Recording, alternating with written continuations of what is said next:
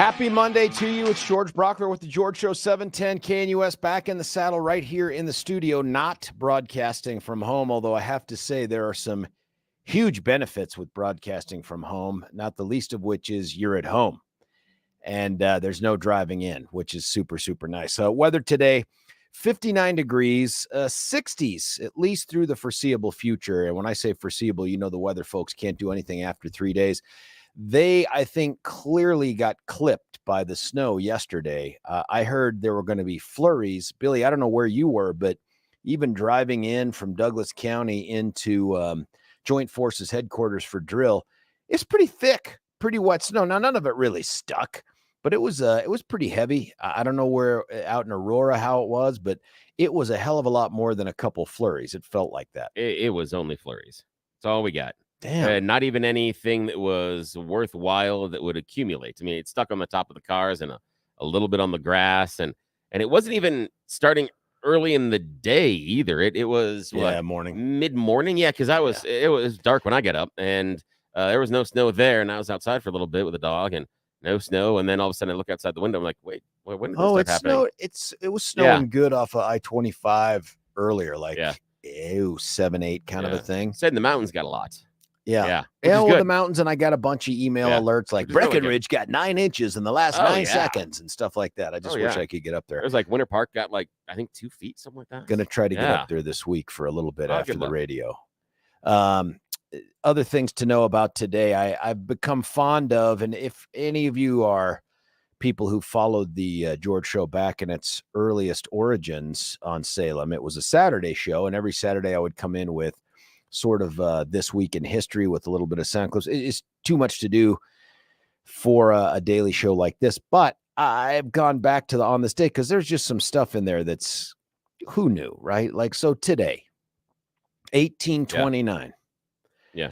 Britain outlaws sati in India. Do you know what sati is, Billy? No, what? It is the Hindu practice where a widow burns herself to death on her husband's funeral pyre. Oh. On behalf of all of those Indian women since 1829, a big thank you to Britain for all the bad things it may have done to the Indian culture, keeping women from having to burn themselves to death when their husband dies. That's good, yeah. Kind of a big one. Yeah, it's kind of a good one. Although it would keep your wife invested in your health, Billy. Yes, Do you know what I mean? As opposed to now, which is just a matter of is the insurance paid up? That's it, yeah. Now she's like, I don't want you to go, Billy. Yeah. In fact, that would probably get rid of all of those living wills and stuff where you say things like, disconnect me if I'm brain dead. Like, You'd be like, nope, no. How long can we keep them plugged in? Yeah, exactly. Keep those machines going. No. If I have to do CPR, I'll do it. Yes, but I will. Not interested in burning to death. No. Another couple small things. Duke Ellington, 1927, opens at the Cotton Club in Harlem. And in 1943, Major League Baseball Commissioner Kennesaw Mountain Landis announces that any baseball club may sign Negroes. Oh, wow. That's not that's 90 years ago. Yeah, that is crazy. I'm sorry, 80 years ago. Yeah. What kind of math is that? Only 80 years ago. I mean, what? God. I was going through, what was it? I guess it was late last week. It was the 40th anniversary of Black Sabbath dropping Sabbath Bloody Sabbath, which is interesting. That's 40? Yeah. And it's interesting because it's an old record. It's only 4 songs on each side, a grand total of 8 tracks on a record, and each one runs about 4.5 to 5 minutes. I think there's a 6-minute track in there. Oh my goodness. It's just one of those things that I spent some time over the weekend looking back at what was, what music at that point, what we were releasing, why, things like that. And that was the impetus for it, because it's been sadly announced that Ozzy has got a spinal tumor and has got some other stuff with, I think it's early onset of Parkinson's, I think. And so he's probably not going to be able to get back up on stage. And he said in a recent conversation that he thinks he has 10 years or less to live. That he says at the end is any chance biting the heads off of bats will help. No. Or maybe actually, it caused it. Yeah. No, not at all. And in fact, he didn't actually really do that, but that's okay. Well, that's the lore. That's a myth. Yeah, that is a myth. Lore right there. Yeah, that is a myth. But there's some other things that happen. Meanwhile, again, he has put more pharmaceuticals into his body than probably anybody but Keith Richards. So the idea that he's doing that well, Keith Richards, who's unintelligible. Oh, and has been for decades. Yeah, has been for decades. speaking of 40 years ago, but it's not quite that. But Yeah. things that make you feel old. I had a chance to have Die Hard on while I was doing some things nice. around that. And you know, I get caught up watching it. Christmas movie, no Christmas movie. Well, that's the debate, right? Yeah, what do you think? I What do say you call it? Christmas movie. Oh, me too. I mean, there's absolutely. a Christmas party going on. That's the reason. Of course, it's There's a Christmas movie party going on at Yes. Nakatomi Plaza. Yes. There are trees. The first victim is wearing a little Christmas hat that says ho ho ho. Yes. The music at the end, the music at the front end. You know, don't you have any Christmas music? No. And Argyle goes, yeah, this is Christmas music. And I think it was it Run DMC or whatever. Alice Queens. Yeah. It was but so I'm watching that and I'm like, God, I remember this being such a great movie. And I started thinking about Bruce Willis also in his waning days here. And then I'm doing the math, and better than the 90-year math. 35 years ago? Oof. Is that possible? Ouch. 35 years ago was Die Hard? Jeez.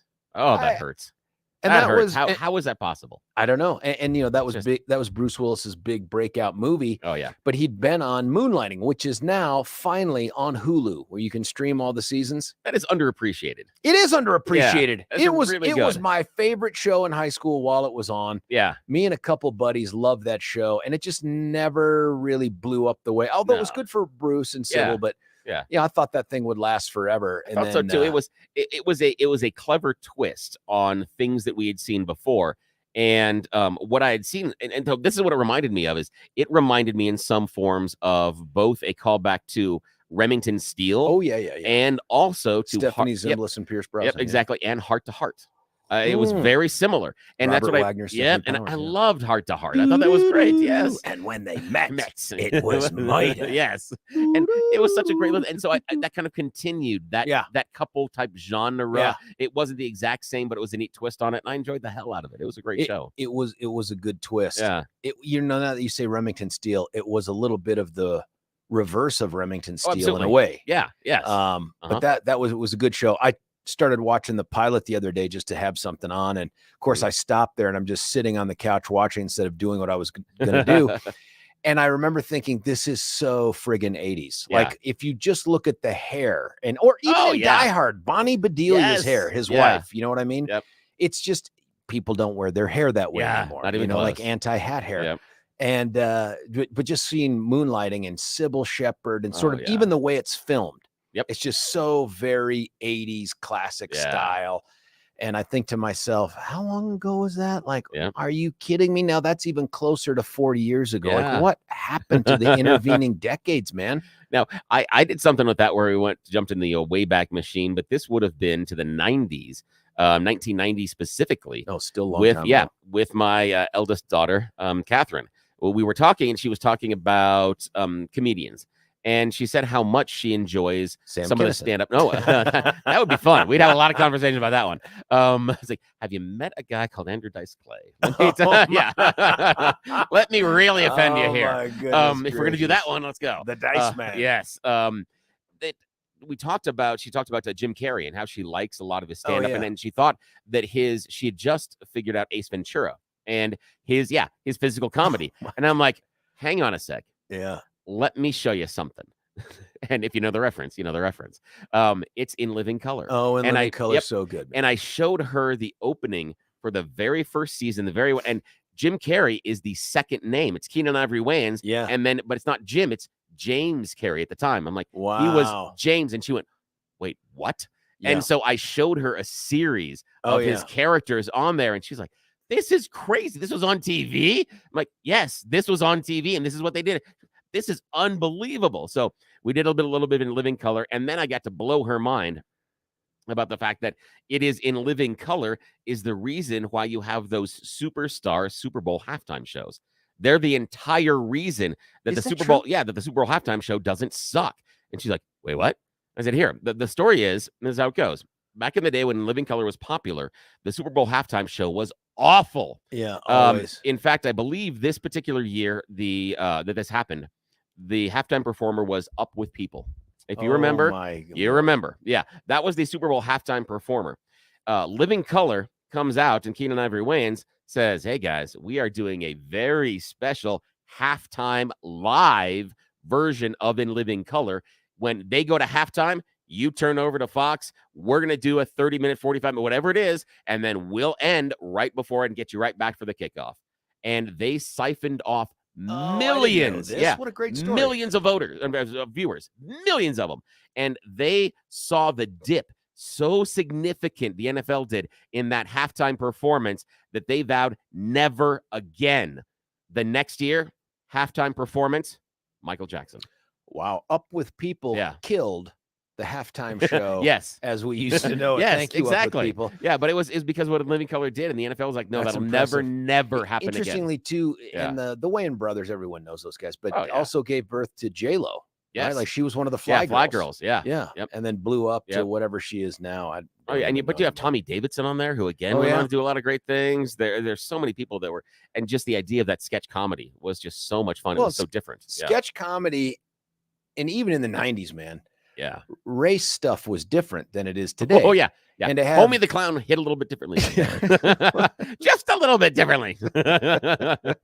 and Jim Carrey's a transgender weightlifter. That also hits a little bit differently.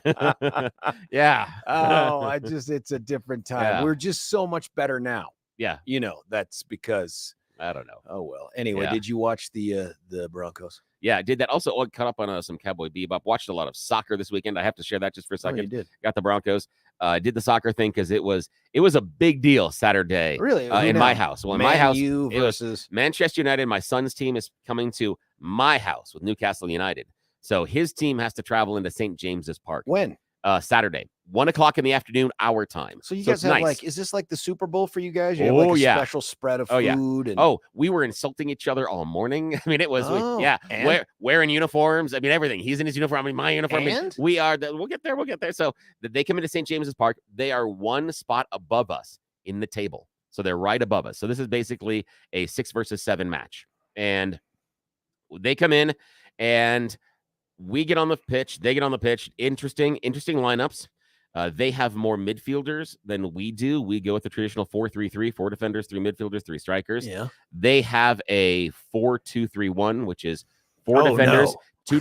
Well, it's two pivot players for midfielders, 3 midfielders, high midfielders, and then you have 1 central striker. The difference, though, is they've got 5 in the midfield space. We have 3. That changes what Newcastle has to do tactically. Oh, yeah. And it puts a lot more responsibility on our outside fullbacks to get forward and to add some other depth. They come in, we kick off, and we score 24 or 25 minutes into the game, and we stomp them. Really? Stomp them. It was fantastic. It was great. But we had 22 shots to their 8. 22 to 8. We had 60% of the possession. We had more than 150 more passes. What was the final score? 1-0, which is okay. That's okay. We stopped them. 1-0. No, but it was because watch the game. Yeah. It wasn't that close. Manchester was never really in it. Wow. There were some flashes. So does this mean you switch places with them now on the we chart jumped up? or We whatever? jumped up too. We're now in 5th. So we went from 7th to 5th, and they dropped from 6th to 7th. How did your son take that? So he was angry. He was very, very angry. And the thing is, he's mad, and he's mad at players. This is how bad it is. There were 2 players on the field that Manchester United fans are now like, get rid of them. Throw them off the bus. Get them off. Vote them off the island. Get them off. They're horrible. And one of them is a superstar. And they're like, nope, he sucks. And it was because the guys that we have that are paid much less, that have a much less profile, ran circles around them. Absolutely. My favorite line of the weekend, one of the strikers for Manchester United is Anthony Martial, Frenchman. And evidently his bones are made of glass. He hasn't been able to make a 60-minute stay in 3 years. He hasn't played 60 minutes in 3 years in the Premier League. He's the guy from Unbreakable. Yes, it is awful. Line of the weekend, former Scotsman Craig Burley, former Chelsea striker, great guy, very acerbic, very Scottish. His best analysis over the weekend is, he goes, I do not care what the question is, but Anthony Martial is never going to be the right answer. I was like, ow. And that's a dude that hurts. Like... No, that's a dude that's on my son's team. Yeah. So I was like, yeah, you better believe I sent him that clip. You better believe I sent him that one. So nice. We did that one. Then we got up and we watched my brother's team tie Manchester City, which was great. 3-3. That was a fantastic game. Wonderful games. And then we got into the Bronco game. and got to watch the Broncos early at 11 o'clock. And that's a difficult kickoff. That's an 11 o'clock kickoff where you go. It's difficult, too. Is it too early to crack open the beer? So it's 11. Yeah, we were at do we do it? Grill, Do we and not? we're in some room that's used for like important briefings. Yeah. And they've taken a 70-inch television and dumbed it down to just a friggin' monitor because everything is, the Chinese could be trying to hack in. Yeah. So somebody hooked up their laptop to it and we started watching the game. And speaking of the guys that you said that the response online was get rid of these guys. Yeah. Listen, I know Singleton has had a really good year on defense. I feel very comfortable saying that dude cost us the game. In some ways, yeah. I mean, if the rest of the game is exactly how it turned out to be, and there's no reason to suggest it wouldn't be, right? Yeah. Because we stopped Stroud and those guys. It's going to be a field goal. It's going to end up being 6-0. And if the rest of the game just plays out the way it is, it's a natural break after a score. We kick a game-tying field goal at a minimum and play on into the overtime. This clown getting in Stroud's face with the pushing and all this other stuff, it's like, why? I mean, it wasn't a big deal. It wasn't like he punched him, but it's like, well, what's wrong with you that you can't keep it together? Yeah. Yeah. Well, here's the thing for me is inside of the NFL, and there's a little bit of this that happens inside of soccer, but it's in the NFL over the last, in my opinion, 5 to 8 years, has really leaned into the personal expression of the players. Now, we always had those standouts. You always had the Terrell Owenses. You always had the Deion Sanders, guys that had their Super Bowl dances, things like that. But you also had the Barry Sanders who would just hand the ball to the ref. The idea of this performative, and I do like it when you score, but when you get a first down and you do this dramatic thing where you put your hand forward, shut up. That's your job. I'm sorry. The little dance you do after sacking the quarterback, shut up. Not impressed. Not impressed with those things. Even when the D-backs somehow, and they're good for defending some of those passes. Sometimes the pass, it was never going to be cut. When they stand there and then flex, they do that flex thing in the middle of the field. Or they do the no and this thing, or no, we didn't do it. You're like, stop doing that. Yeah, it is. They've leaned into this over personal expression.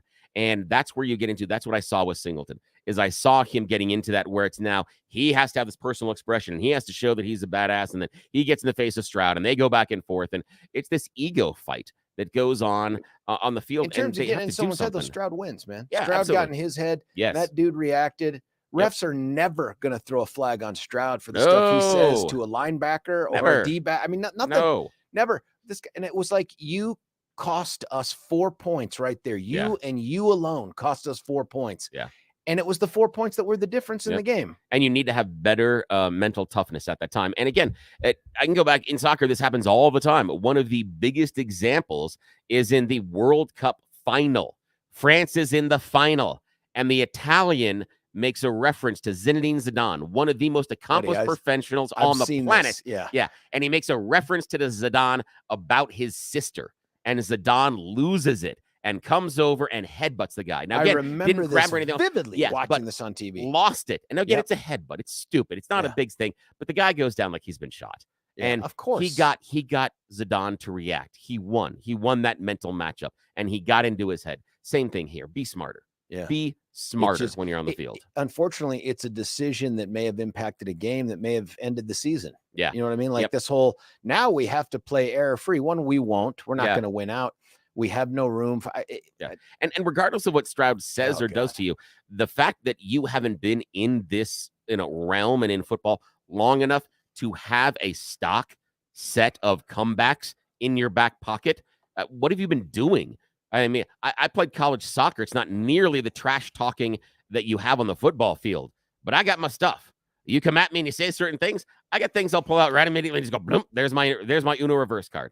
I've got those. You have to have those on the field. That's part of the game.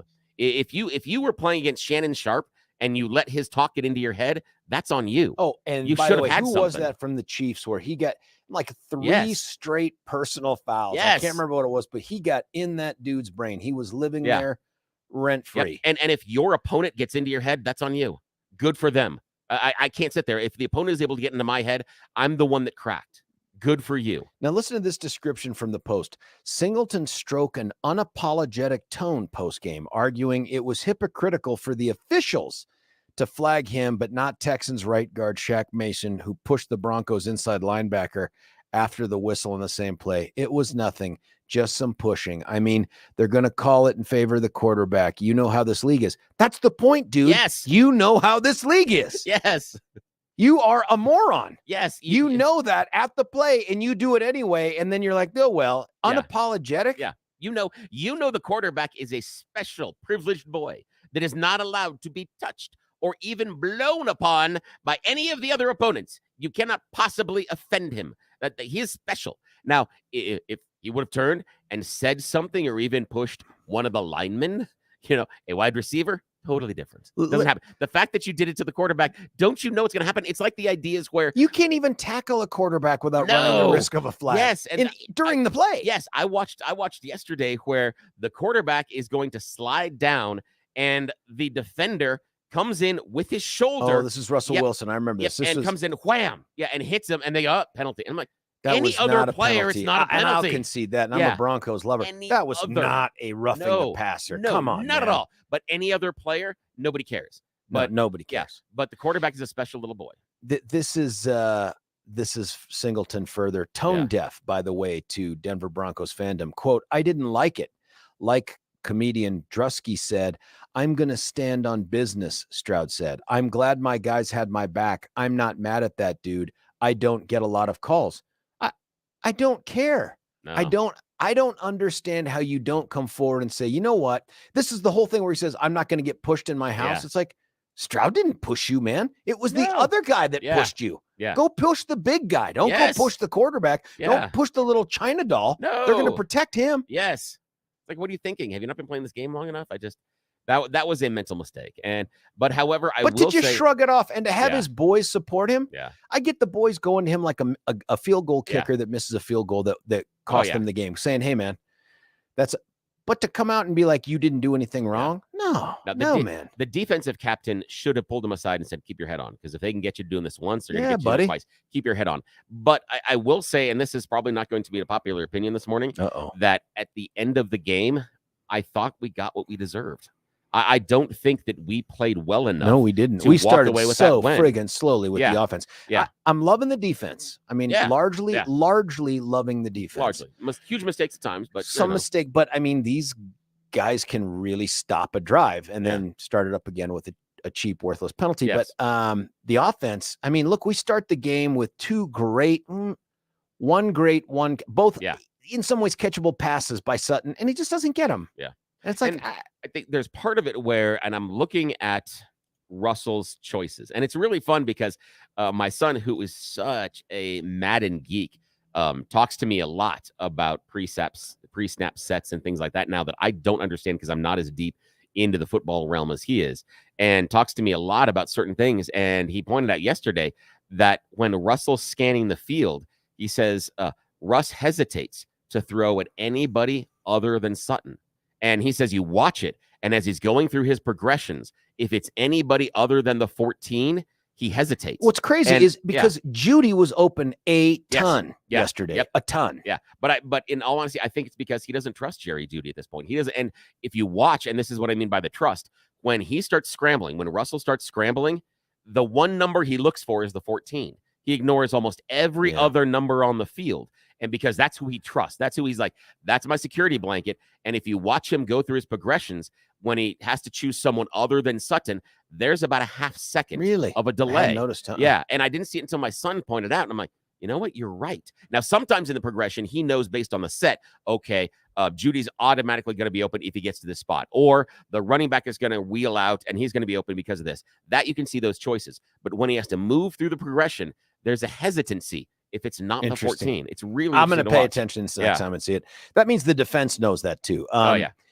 Our friend here, Eric Manning, texting in. Hey, this is proof, by the way, he didn't listen to the show on Friday. Yeah. He texted this thing saying, of the people that have been expelled from the House, he lists them. Yeah. George Santos is the first Republican to be expelled. That's a fact. Save that in your archives. It's like, well, we did that on Friday. Yeah, the thing for me is that love you, Eric, but I think you're missing the narrative of the play so far. The issue that should be there is that he is the first one expelled without a conviction. Party affiliation. Party affiliation Well, is meaningless, in my opinion, at this point. Party I don't know if it's meaningless. the first without conviction, because remember, the first three were all dudes who put on the Confederate uniform. Yeah.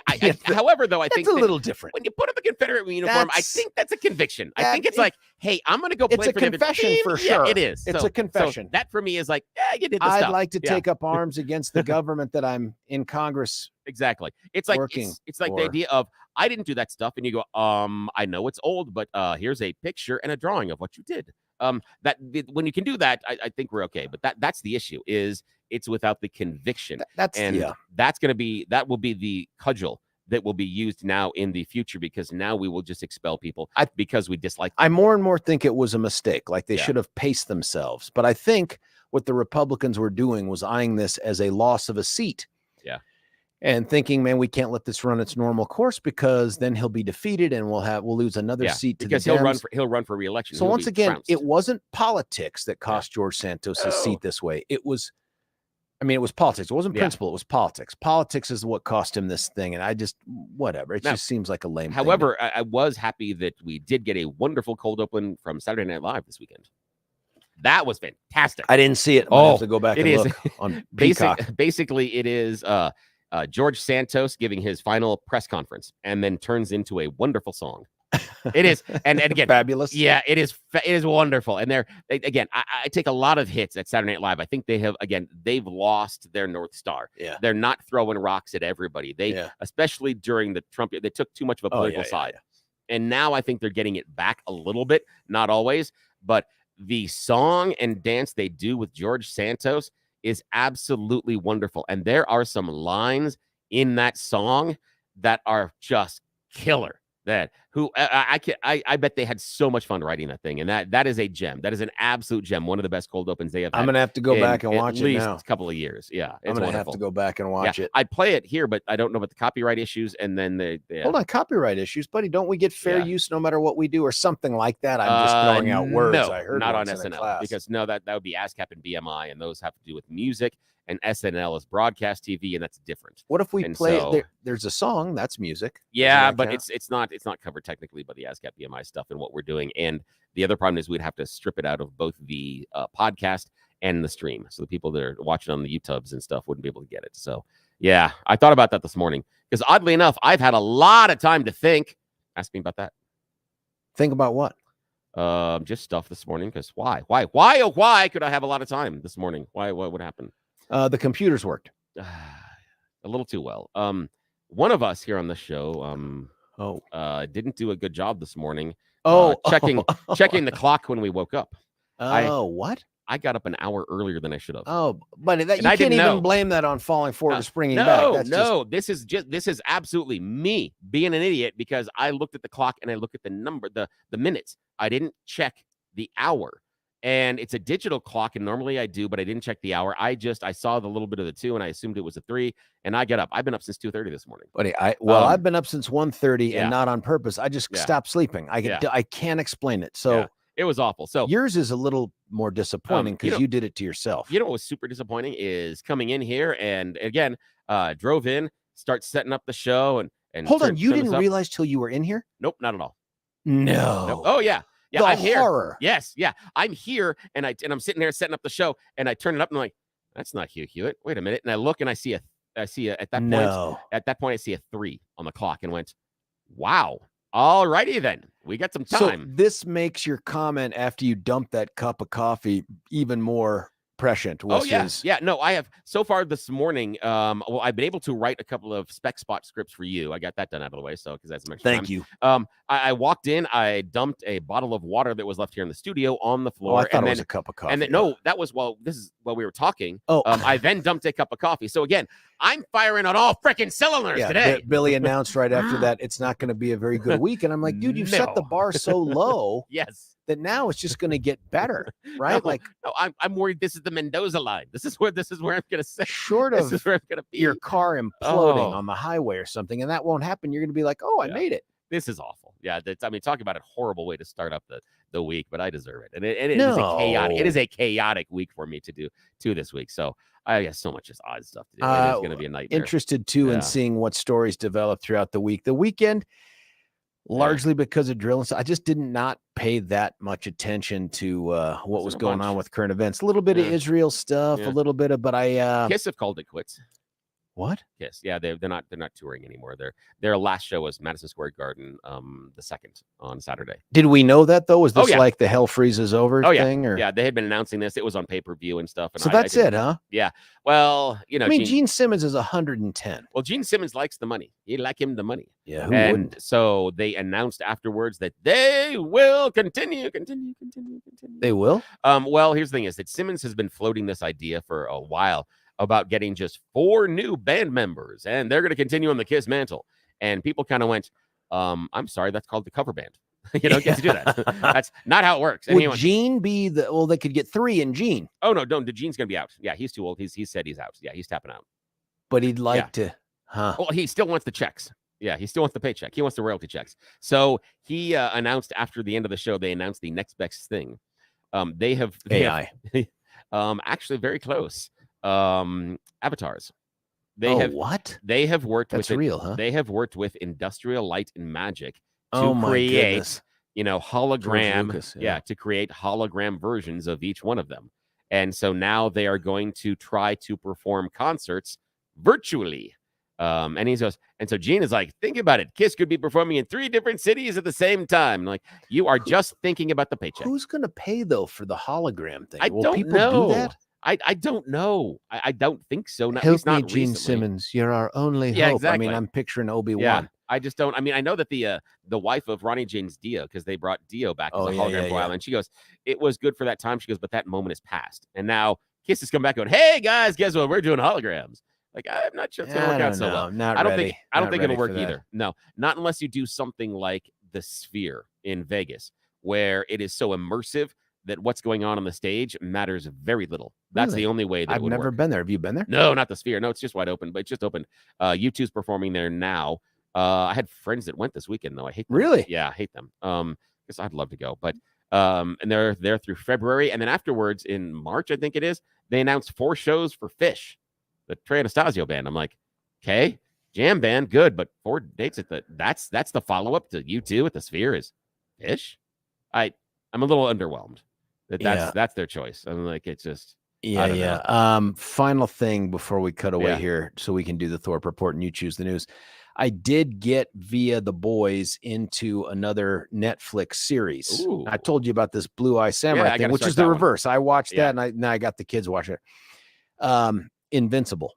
Oh, I heard about that. Yeah, I've heard good things about that one. I want to get into that. Wow. Yeah. So I had seen, and part of the problem is I can never get Jeff to not watch every second of everything we might watch together. So he's like, well, hey, Dad, this is a week or so ago now. It's hey, Invincible season 2 is coming out. I'm like, can we watch it together? I'll catch up. Yeah. And he's like, I don't know if you're going to be able to catch up.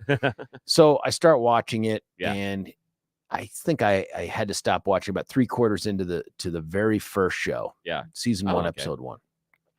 And he goes, Did you finish it? I'm like, I'm so close to finishing it. He's like, did you finish it? I'm like, no. He goes, then you don't get it yet. You have to see the entire episode to get to this thing. And I'm like, wow. And so meanwhile, he's raced through the existing 3 or 4 episodes of season 2. They're coming out every week. So I'm like, Jeff, can you just wait for Dad, for the love of God? I can do that too. I mean, I'm dropping things like, don't you love me? Yeah. Just trying to guilt him into watching something with me, because I can't keep up with the video game stuff.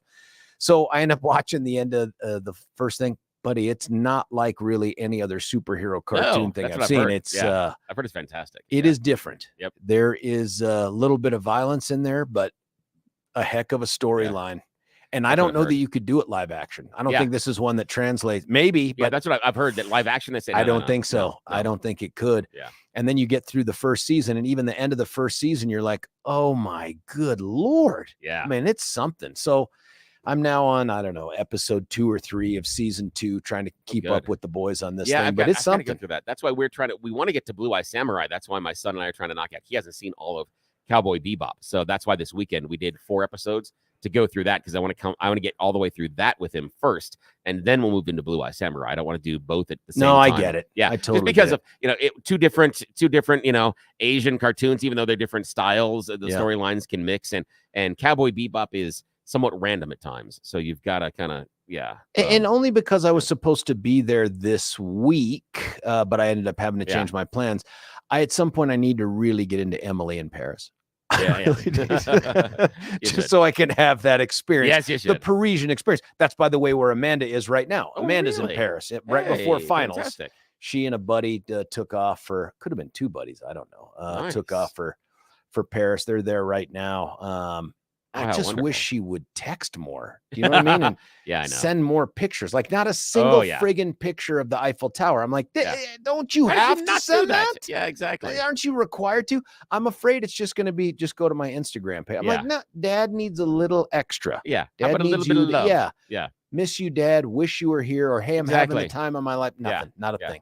Yeah. Not a word. Yep. I oftentimes when my kids are doing things like that, I will say, oh, so you mean all those times that I stayed up with you at night and changed your diaper and cleaned up your puke. That meant nothing to you. Nope. Nothing. It never does. And they're always, I always try to guilt them hard on that one. Yeah, it hasn't worked so far. Between Jeff and Amanda, I must have used up all my guilt credit something, and it's all gone. So they're just like, well, whatever. I got to figure out a better way to do it. Listen, we've pushed past the normal boundaries. We're going to have to move some things around. That's just how Billy does it. And we'll come back. We'll do the Thorpe Report, get caught up on the very uplifting news over the weekend, and then we'll come back after that with the You Choose the News. Stick around. George Brauchler, 710 KNUS.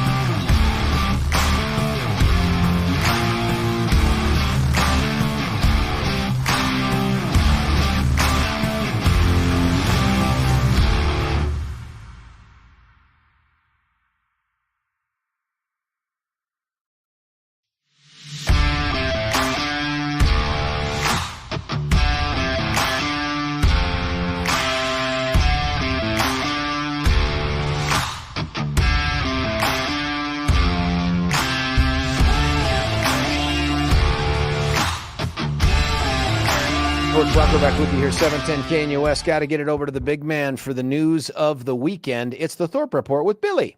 Hey, thank you, sir. We got sunny skies that are going to show up later this week. They'll return late on Monday afternoon and then continue for the next couple of days. We do have a winter storm warning that'll be in effect throughout the rest of today in the high country. Tuesday through Thursday, the sunny skies will stick around a little bit. Temperatures will continue to climb.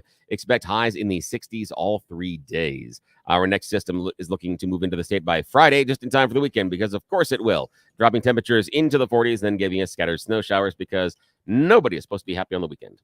No, never. Not at all. A man wanted on several warrants was arrested during a traffic stop in Weld County on Friday. Social media posts, the Weld County Sheriff's Office said Eric Esparza was wanted for armed robbery, contempt of court, possession with intents to distribute, aggravated motor vehicle theft, vehicle looting, obstructing police officer, blah, blah, blah, blah, blah. Tipster has told authorities that he was in the Weld County area. The sheriff's team found him, did a traffic stop, and was able to arrest him. So good job, guys. Crews are searching for a 21-year-old man who went underwater while kayaking on Lake Granby yesterday. That's chilly. Deputies said the kayaker and his friend had spent the night on Deer Island and were kayaking back to the shore. They tried to paddle across the open water. Wind caused the man's kayak to capsize. He then fell out of the boat into the lake. His friend was unable to save him before he went deep underwater. Oh, no. Yep. Sheriff's office said the friend was able to get himself back to the shore, called 911 around 6:45 in the morning. Rescuers from multiple agencies searched for the man Sunday. Heavy winds, choppy water made it difficult. They suspended the search in the afternoon yesterday, and they will resume today.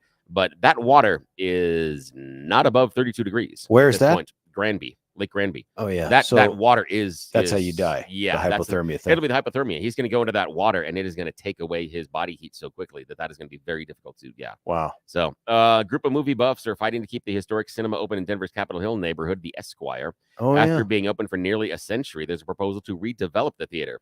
Last month, the owners decided that they no longer want to run the theater. They want to convert it into a retail, restaurant, Safe and office injection space. Oh, no. So close. Same thing. The Penrose Funeral Home, where they had 190 bodies improperly stored, well, it's going to be demolished in January. The Environmental Protection Agency said, nah, nothing we needed to make this any better. Can't be cleaned up, huh? Can't be salvaged. They said, you want to do that? You want to come in and clean up the place that had the stinky dead wonder bodies? Who do you sell it to after that? I know. Even with a meth lab, you have to do some sort of reclamation type thing. What do you do for dead bodies? Yeah, so basically they're just a seance? I don't know. They're just going to raise the place. So all done. For the first time in multiple years, there is a new Class 5A football champ. I'm surprised we didn't talk about this earlier. Oh, that's right. Yeah, the Cherry Creek Bruins. Rebs. Yeah, lost to Columbine. Nice job, Columbine. So that was Cherry Creek would have gone on to 5-peat had they not. So it's kind of nice to see the mantle shift around. Cherry Creek's still the dominant long-term program in the state, but Columbine has been there quite a bit. Yep. Good to see some Jeffco kids do well. And nice for Columbine, because I think this is the first time they've won since 2011. So good for them. Is it really? Yeah. And after a forgettable first half, our Denver Broncos rose to the level of, losing again, 22-17. Yeah. So that's it. That's all I got. That's great. Look, let's cut away for a break. We'll come back, get what we can get done on the You Choose the News. Buckle up. George Brauchler, 710 KNUS.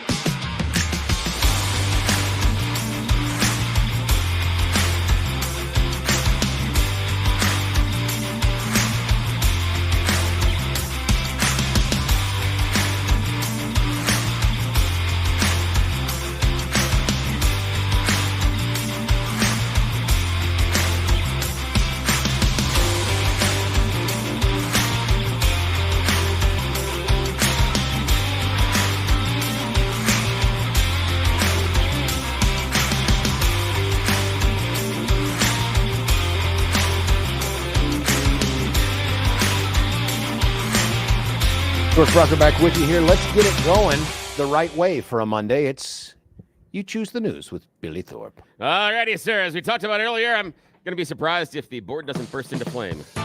That's how my morning has been going. Yes, it is time for everybody's favorite fake radio news game show, You Choose the News. We have scoured the interwebs for mere moments this morning to find ridiculous stories about us humans, giving them even dumber headlines to play this fake radio news game because they are still paying us to do it. And Daddy need the money. All righty, sir. Here we go. Headline number 1, our government in action. Headline number 2, when Walmart is the answer, you may want to rethink the question. Headline number 3, Jesus loves the devil's lettuce. And headline number 4, setting an example in just 30 days. All righty, sir. Calling down the lightning upon us, Billy. Yes. It's going to be Jesus and the devil's lettuce. Jesus loves the devil's lettuce. We are traveling to Nashville for this one because the Stewart County Sheriff's Office has revealed that the 23rd Judicial Drug Task Force has uncovered an enormous marijuana grow operation.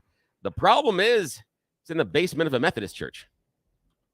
Yes, they found the marijuana grow operation in the basement, yes, of a church. Now, it is not a Methodist church right now, was originally built that way, but is taken over by another religious congregation. Sheriff's Office launched an investigation, conducted interviews with people who saw a lot of people coming and going from the church at very strange times. They also said there was kind of an odd smell when you got close to the building, you don't say. The thing that tipped them off the most was the amount of water and electricity the church was using. They said that when they looked at it and said that the electricity bill is coming out to about $3,000 a month. Oh, my goodness. Maybe the church is doing something and then just spreading the good word. Wow. Yeah. But it's just weed. I know, but just weed. That's how they say it. The fact. Okay, so your second choice this morning. Our government in action. When Walmart is the answer, you may want to rethink the question. Walmart. All right. When Walmart is the answer, you might want to rethink the question. But U.S. Representative James Comer says Walmart is absolutely the answer, especially after all the House Republicans heard from their constituents at Walmart over Thanksgiving holiday. Does Representative Comer know that they don't go to Walmart? I'm just thinking the idea again. Comer is saying that what is going to happen is it is more and more likely that they're going to move forward to impeach President Joe Biden. I've heard about that. Yep, simply because all the House Republicans went to Walmart over the Thanksgiving holiday and heard from shoppers. That what? They want to have him impeached. Yeah. Oh, that's the idea. At Wall. Yes. Come on. One the thing for me is do you think the people in the House are shopping at Walmart? If you think that, you don't understand what their paycheck is and you haven't been paying attention. Also, the idea that we're going to go to the Walmart shopper and say, "Hi, should we take government action based on what the Walmart shopper wants?" Probably not a good idea. No, I don't think that if we were going to solve all of today's problems, I don't think we would say, "Quick, convene the shoppers from Walmart and get them in there right away to solve this problem." I'm not certain that's the choice we'd make. I'm just saying. And I am a Walmart shopper. I shouldn't be in the group. Alrighty. Final choice this morning, sir. Our government in action or setting an example in just 30 days. Government. And this is our government in action right here in the Mile High City, technically Thornton, Colorado. We are meeting Lisa Craig. Lisa Craig has been fired. What? Who's Lisa? The Colorado Department of Labor and Employment. She had been relieved of her employment. She had been told to go away. That's irrelevant, honestly. Because the important part is the fact that how long it took her to get unemployment benefits from our very own state. Yes, how long? Hold on, she was from the Labor Department? No, not just from it. She got fired. Oh, okay. She got fired, and now she's trying to navigate getting her unemployment benefits. It took her 278 hours on hold to get the answers. No way. Now, just for you that went to public school, that is 11 days. Not just spending 11 partial. That is a complete 24-hour cycle. On hold. On hold. Are you sure it wasn't United Airlines? Exactly. So the idea is she's looking for our government help. She's looking for unemployment benefits that she is entitled to. And it took her 11 days on hold to navigate the system here in Colorado. That is ridiculous. That is your government in action. But who's in charge of the state government? Who's running this thing? Oh gosh, if only It I'd rhymes heard of his with name. something. Yeah, it's JP something. Yeah, there was a J. something. Polis, Yeah, perhaps? something like that. It was like this one guy that used to sell Subway sandwiches. He had the same first name. Yeah, Jared. I think so. That was it. Yes, you know that. There it is. Yes, It's that is Jared. it. Thank you. Oh, Yeah, I my know. goodness. Your government God. at work. But Yep. you know what? It's really up to local governments to cut your property taxes, not the state to impact assessed values when they. Long story. Folks, when we come back, we're going to talk a little bit of Biden, a little bit of Bobert, a lot of bit of you and me. And you can get that number ready, 303-696-1971. George Brauchler, 710 KNUS.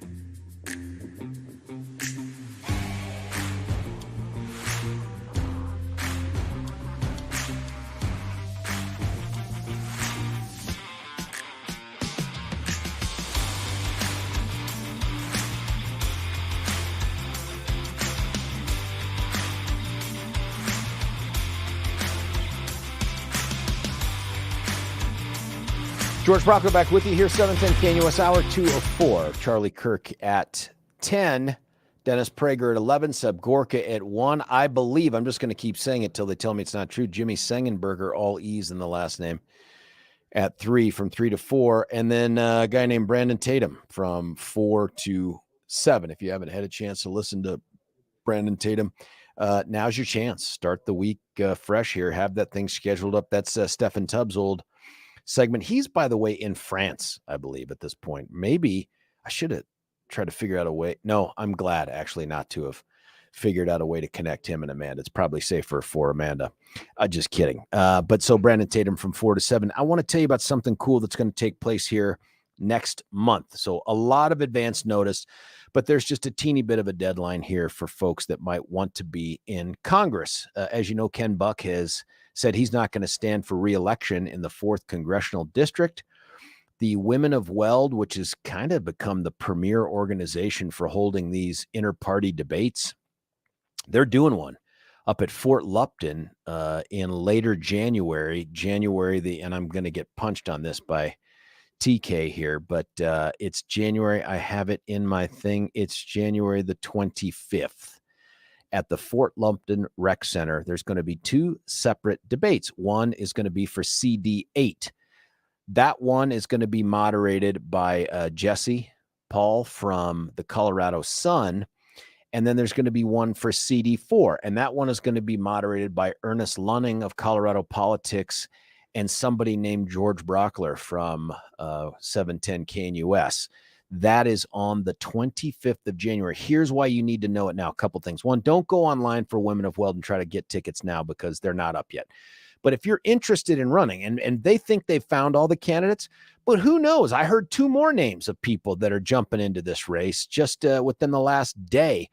If you are considering or know someone who's considering running for CD4, reach out to the Women of Weld. Just Google it and go to their website and send them an email or something and let them know so they can include you in this debate. It'll be more fun with more people. It'll be like the very first Republican presidential debate, which is now the field's been whittled down to 4 or 5 at this point. So that's going to be the Women of Weld event at Fort Lupton on January the 25th from 5 to, I put down till 9-ish. I don't know. My favorite part of the last debate that I helped moderate at that exact location, and I think it was for the U.S. Senate back when there was 8 billion people running for the U.S. Senate, was Steve Reams, Sheriff Reams, our buddy, as the sergeant at arms or the muscle or whatever you want to call it. And there was one clown was getting ready to do something. This every time we do this, there's some wacky person who ends up on stage saying that they're going to run, tinfoil hat type. And I remember Reams just stood up and said in a very Sheriff Reams voice, "No." And whoever it was just sat right back down and never said another word. It was just very ominous. And I felt happy to be behind Steve instead of in front of him. So stick around. You should get involved. When that thing happens and the tickets go live, I'll let you know about that. Now, politics in the air all the time. There's a couple topics I want to talk with you about. One, CD3. We don't have to start there. We might do that in the 8 o'clock hour. But I do want to talk with you about something that Billy had referenced during I think the Thorpe report. Maybe You Choose the News. It's got to be You Choose the News because it was bigger than local. And that is it was the Walmart thing. It was the talk of the impeachment of Joe Biden. And so here's what took place after we got off the radio on Friday.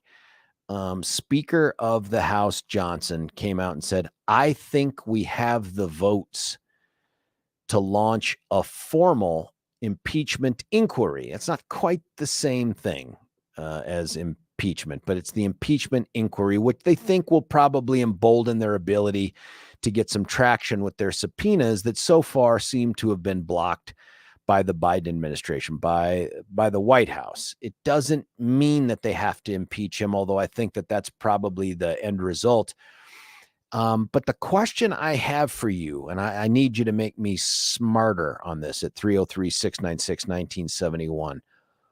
What do we expect to get out of the impeachment inquiry? What will we impeach him on? I saw an article about how MTG was at some big MAGA-related event for her book launch titled MTG, Marjorie Taylor Greene. I'm sure it's going to sell a jillion copies. And, you know, 240, 250 MAGA folks there cheering her on as she talked about impeaching Biden. And listen, I'm certainly open-minded to the idea of using impeachment in the way that the Democrats have now set the bar for, which is much lower than it was before Trump. But what is it?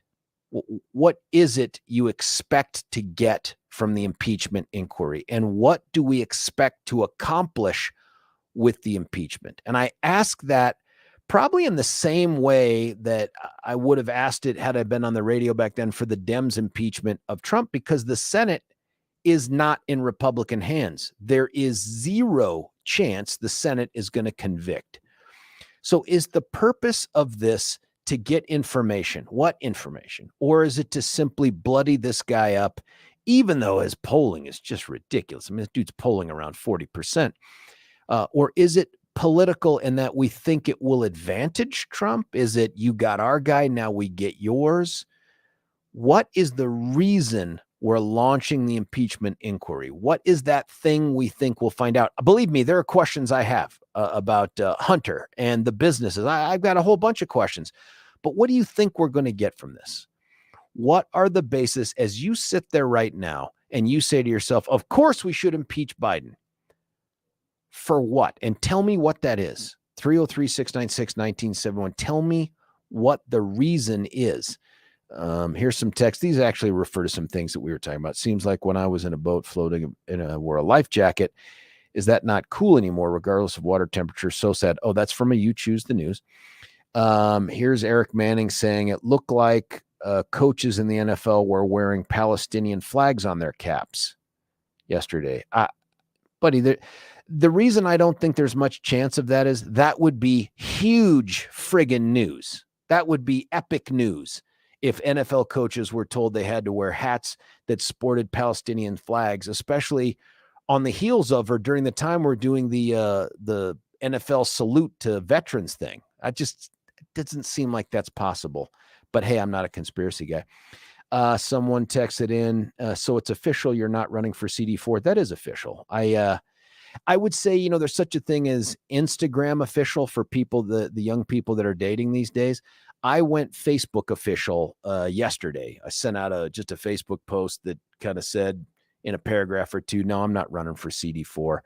I just want to stay close to home. You know, I've got, and it was all the stuff I've already shared with you guys, exact same analysis.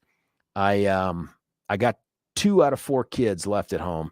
I just don't have that much time left with them. And I can't imagine that I'm going to look back with the same regret down the road. Like, man, I wish I had run for Congress more than I'll say, man, I wish I had been around for Jeff's, you know, junior and senior year or Graham's high school years.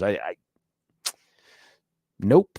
I don't know, man. It's so interesting because I was far more politically ambitious when they were younger, which is crazy. It was as if I would have said, sure, I'll go do these things. But every time, and I listen, in no way do I think God speaks to me as some sort of a special person. I do think that he gives me little signals. And one of them was in 2015, after I wrapped up the Aurora case, I was going to run for the United States Senate with a ton of support and backing against a guy named Michael Bennett, who's still there. And I was like a week or 2 away from launch. And, you know, then we had a meeting with some doctors who talked about Trey hopefully being able to walk across the stage at his high school graduation because of muscular dystrophy. And I thought, it doesn't make any sense to leave. I can't do it. So I didn't. And now this comes up at this weird, inopportune time. And I think I just don't care about Congress as much as I care about trying to stick around and have hopefully a positive impact on these 2 young men. I don't know. Maybe they'd be better off if they have less contact with me. I doubt that, but maybe, I don't know. So no, I'm not running for CD4. Here's another one. Political. Why won't Comer let Hunter testify in person? I don't know. Had you heard that, Billy? Is it Comer saying he's not going to let Hunter testify in person? I'd love for him to testify in person. Here's another one. Can you impeach for total incompetence? No, you can't. This was Ken Buck's point when people were vilifying Ken. Sucking at your job is not a grounds for impeachment. you are a moron. And I'm not saying that applies here. I'm saying you can't, well, someone's a lot dumber than we thought. That's not grounds for impeachment. Inability to do the job is not grounds for impeachment. There is a very specific and finite list of things that we try to expand to cover stuff like what happened with President Trump. Do I think what he did rose to the level of impeachment? No, I do not. Not either time. But this is where we're at. Here's another one. The reason they could be launching this inquiry is so the American people know the truth about the Biden family and all their dirty deals and selling out America. Yes, I do think that that's part of it, is they think they'll get that. But why would they? Congress sends a subpoena to the president or the administration, says, provide us with these emails or these things. And the White House says, bite me. Now what? I mean, what is it? Contempt of Congress? And now we can impeach him for contempt of Congress because that actually feels like a crime. I don't know. Do you think we're going to get to the truth? If this is a vehicle to do it, I'd want to know. But remember, the selling out America thing, if it's not a crime, if it's not a high crime or misdemeanor, doesn't matter. It doesn't matter. 303-696-1971. Tim out of Weld, you're on 710. Tim, what do you think? Well, George, statement number one. Yes, sir. I've been around since Kennedy, so I've been around the block a few times. And without question, Joseph Robinette Biden is the worst president I've ever seen. I've seen some bad ones. Number two, why should we impeach Biden? Very simple. Biden and Majerk, both are clearly aware of the fact that our borders are not secure. They're clearly aware. The former head of border has spoken out about this. Border Patrol itself has spoken out about this. Excuse me, sheriffs, law enforcement in Texas have spoken out about this. Pardon me, George, they know damn good and well that border is not secure. This is being done intentionally. Well, to me, yeah, go ahead. It's borderline treason. It's borderline. Yeah, treason's a big word. How is it treason? You're absolutely correct. It's a big word because we know for a fact, after having apprehended Chinese nationals of military age connected to the CCP, that people with military background and training and intention have made their way into this country because Biden and his jerks will not secure our borders. That's why. Yeah, but would you agree, though, with me, Tim, that this is not new to the Biden administration? It happened under Trump, although to a lesser degree, perhaps. It happened under Obama. It happened under Bush. It's been happening for decades. Yes, sir. I agree with you, but not at this pace. Is it the pace that makes it treason, not the fact of it? It's actually the numbers. This did not happen under Trump.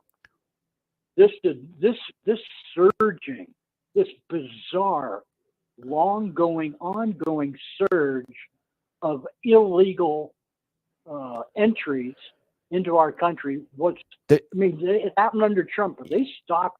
Yeah, there's no question that we have seen a huge increase recently across our southern border. But a lot of these guys, and most of them are guys, a lot of these guys are claiming asylum, and we're granting them this sort of refugee status, like if you're from Argentina or whatever it is.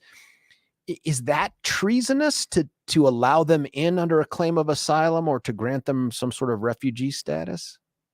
I'm not saying necessarily that is, although the protocol has not been to let them in and let them call asylum. They were to call asylum or claim asylum in the country just next to their entering the United States.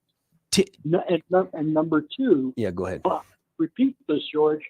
Biden and Mayorkas absolutely know what's going on, and they have lied to us with that mop-headed muppet of press secretary. Oh, the borders are secure. I can't even stand to listen to her.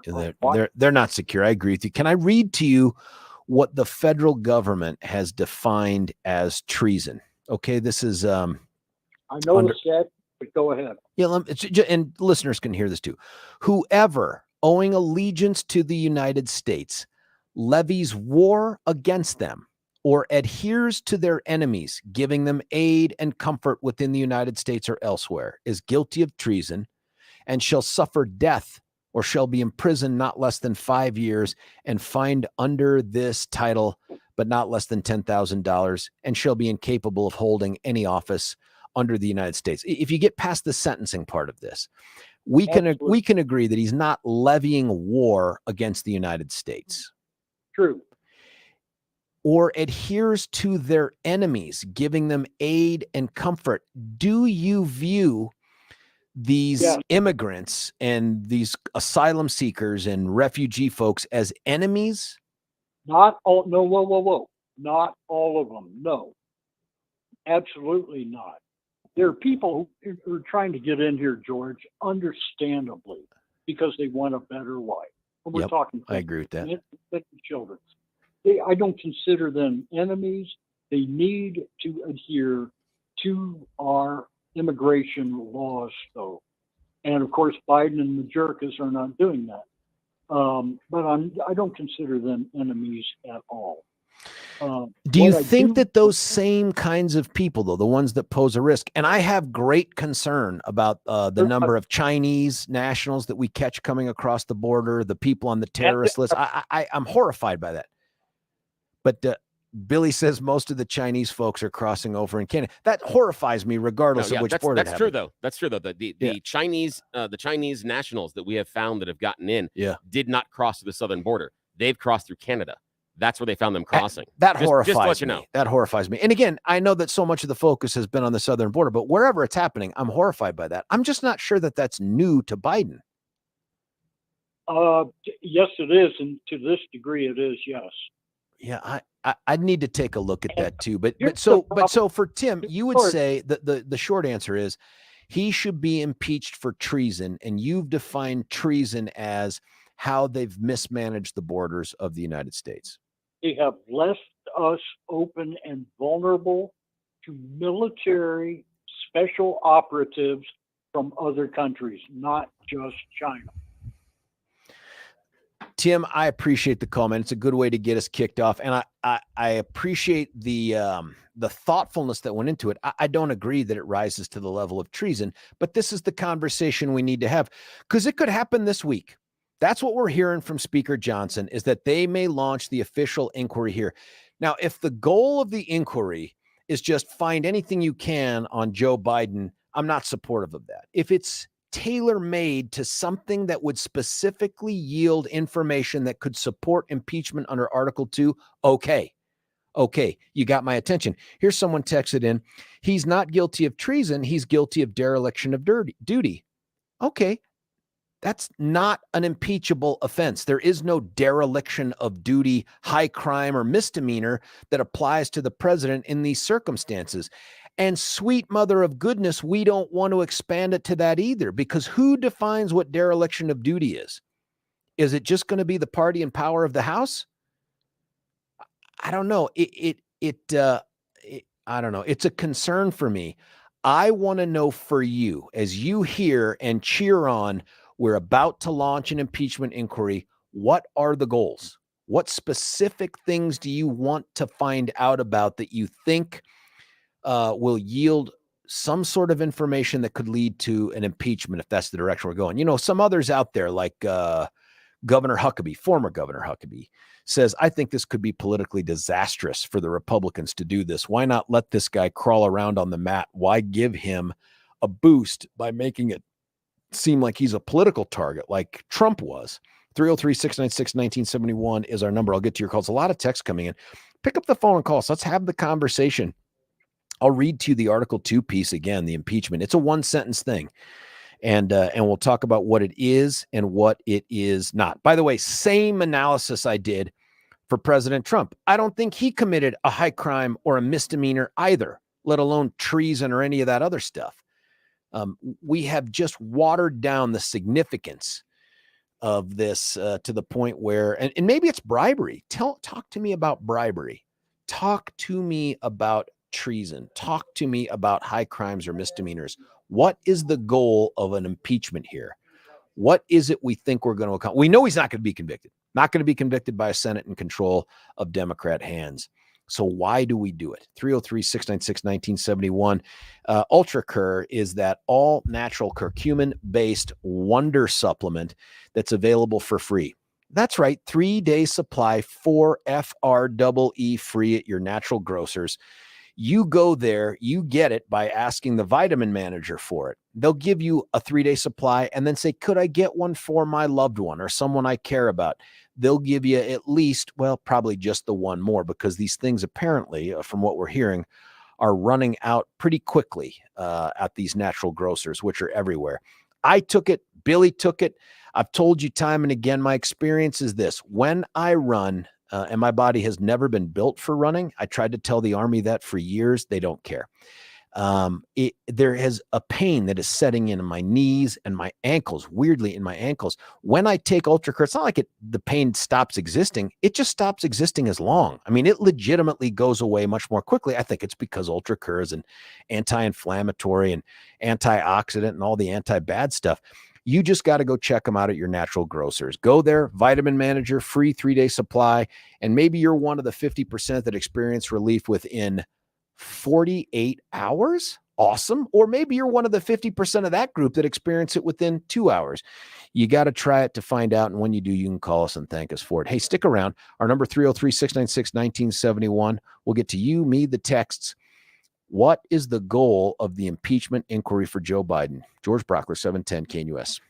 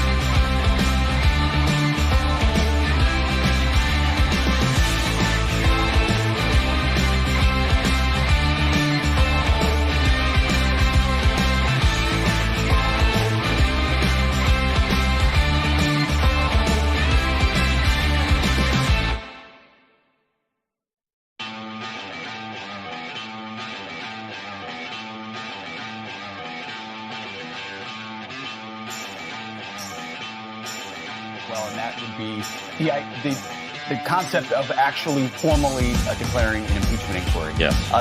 Thus far, it has been just that, an inquiry. Based on what's been found, do you, as the Speaker, with that power, plan on bringing an actual vote on it? It's become a necessary step. Elise and I both served on the impeachment defense team of Donald Trump twice when the Democrats used it for brazen partisan political purposes. We decried that use of it. This is very different. Remember, we are the rule of law team. We have to do it very methodically. Our three committees of jurisdiction, Judiciary, Oversight, Ways and Means, have been doing an extraordinary job following the evidence where it leads. But now we're being stonewalled by the White House because they're preventing at least 2 to 3 DOJ witnesses from coming forward, a former White House counsel. The National Archives, the White House has withheld thousands of pages of evidence. So a formal impeachment inquiry vote on the floor will allow us to take it to the next necessary step. And George Brauchler back with you here, 710 KNUS. Hard to talk with the button off. Actually, it's easy to talk. You just can't hear me. That was Speaker Johnson talking about, I think, the vote they're going to have this week to do this. I don't appreciate yet what the goal is. Now, I hear what he's saying when he says, listen, they've stymied us with our attempts to get information from the White House. That might actually be a good enough reason for me to say, let's at least start an inquiry. But what is the reason we would impeach Donald Trump? Someone checked in by text and said, hey, what about the dereliction of duty? I said it's not a crime. Here's the deal. There are some state dereliction of duty laws out there. I'm not sure that Colorado has one, but it doesn't apply to President Trump or to President Biden. You know where I find all this information? In an article about, can we impeach President Trump for dereliction of duty on January the 6th? And you know what everybody said? No, you can't impeach him for dereliction of duty because there's no federal criminal law statute governing it. Now, the Democrats moved forward anyway and tried to impeach him for whatever their role was in that. But there is no dereliction of duty statute that applies here. And I think that's important because dereliction of duty seems to me to be just broad enough under the terms where it exists elsewhere that you can just make it out to be whatever you want. And I'm worried that we are now on pace to simply make it just part of being president that you get impeached at least once while you're in office. Like, that's the new norm.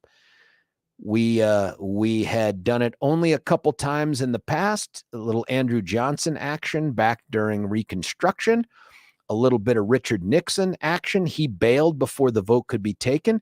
And now all of a sudden it's happened twice with the same guy over stuff that I don't think rises to the level of it under that Article 2 language. And I'm going to read it to you. This is Section 4 of Article 2 of the Constitution. Not my words, the Constitution's words. The president, vice president, and all civil officers of the United States, by the way, hearkening back to our discussion of Section 3, Article 14th Amendment, they went out of their way to distinguish the president and vice president from other civil officers there. Interesting. The president, vice president, and all civil officers of the United States shall be removed from office on impeachment for and conviction of, those are the House and the Senate parts. Here is the list: treason, bribery, other high crimes and misdemeanors. What is it? What are we going for? The bribery thing, maybe, if the thought here is that Joe Biden was engaged in some sort of bribery practices, but for me, they'd have to be while he was president. If Joe Biden engaged in bribery when he was a citizen, in between vice president and president, yeah, is it a crime? I guess. I don't know what the bribery allegations are, but that can't be the basis. Your conduct out of office can't be the basis for impeaching you once you're in office, can it? 303-696-1971. Here's Joan texting, do you want to make a bet on the Senate impeaching? Sure. The Senate can't impeach. They can only convict, and I bet they would not convict Joe Biden. Joan thinks that that the Democrats want to get rid of Joe Biden, so impeach him on bribery, and the Democrats in the Senate will go along enough of them to get him out of office so they can put someone else in. No chance. No chance. The timing is crazy for that. It is too late for a Democrat to launch a viable campaign at this point. I mean, we're less than a year away. So yes, Joan, I'll take your bet on that. Here's another text. The House has done nothing this year, and now their biggest priority is to take time out to impeach. Talk about dereliction of duty to the country. Here's another one. Trump was impeached for things he didn't do in office the first time. I think the impeachment the first time was the Ukraine phone call, right? He did it. I think that was wild. Whether or not they're removable, while he was president. Yes, Ukraine phone call, yes. And we watched what happened on January 6th. Now, I'm on board with the Ukraine one. I understand that one. I think the January 6th one was too late. That for sure was while he was in office. But we watched it. And so the idea that they made that up, no. And that's the issue is what I need to see and what I'd love to have someone call in on is show me the what. What is it that has happened? Because so far, there is nothing that is connecting the dots. There are a lot of allegations, but nothing connecting the dots. We had the perfect phone call from Trump to Zelensky. While Trump was president? Yes, while Trump was president, Yeah, there it is. saying that I need you to do me a favor. I need you to open an investigation into Joe Biden. And then later in the conversation insinuates that what happens with that investigation is irrelevant, that I just need you to announce the investigation and then we can release the money. That we had the phone call. We can disagree or not, or agree as to whether or not he should have been impeached. And it was an exercise in futility by the Democrats because there's no way he was going to get tossed in the Senate. No common political tactic. I remember even as DA, somebody who was running for office referred a case to our office and said, hey, I want to go out there and report that you're now investigating the case. And I said, absolutely not. That is fake. That is not true. And I would rebut that with the media. We're not investigating. I'm reading your letter, right? Like I'll let you know if this turns into an investigation, but that's a pretty common political tactic to go after your foes to make it sound like, whoa, the government's investigating. By the way, that used to carry more punch before the last 6 or 7 years. Now, I think if you heard the government's investigating someone, you'd be like, yeah, probably means they're credible. You know what I mean? Like there's such mistrust of government. But the long and the short of it is this is conduct that took place for Trump, it sounds like, during his time in office. I don't think it rises to the level of impeachment, but here's one. George is putting our national security at risk through his blatant violation of the immigration laws by permitting unvetted millions of illegals to entertain. Is that a high crime? Nope. In fact, it's not a crime at all. I mean, you can describe it in the harshest terms possible. And I might even agree with you that border is one of our greatest national security threats. That and fat kids and the inability to recruit healthy ones in the military, those two things. But that's not a crime. It's just not a crime. The problem I'm having with this is I have this broken brain that is fixated on things like the words in the statutes and the Constitution and applying credible evidence to it. And I feel like if I didn't have that going on inside my head, it would be a lot easier to say, this guy's a disaster as president. We got to impeach him. But you have to disabuse yourself of the notion that sucking at your job is grounds for being impeached, because impeachment isn't like firing him. And I think a lot of people feel that way. I've had a couple texts in here. If you suck at your job at your place of business, you can get fired unless you're a state employee, apparently working for the Labor Department. But if you're anyone else, yeah, you get fired for being bad at your job. We don't do that with elections and public servants like that. We say if you suck at your job in Colorado, maybe you could be recalled. Maybe. That's really hard. But we just won't vote for you to do the job anymore. We'll vote for someone else to do the job better. But impeachment is different than that. I mean, you can tell impeachment was such an extreme measure. And now it's become sort of this pedestrian notion of, we don't like the way you're doing it, or we think your approach to enforcing the laws on the southern and northern border are lax, and therefore we should impeach you. It's just got to be more than that. All we're doing is signing ourselves up for, and by the way, I leave open the possibility there's legitimate bribery stuff that can be detailed there. Even if it took place when he was vice president, I'd say apply it to him here, but not in his private life, not the same way. Another text, you stated because of the number of seats the Dems have in the Senate, Biden won't be convicted. Does that mean if solid evidence is produced that the Bidens, including Joe, were selling access to Joe to Ukraine and China, all Dems would ignore that real evidence? If yes, that's a very sad statement.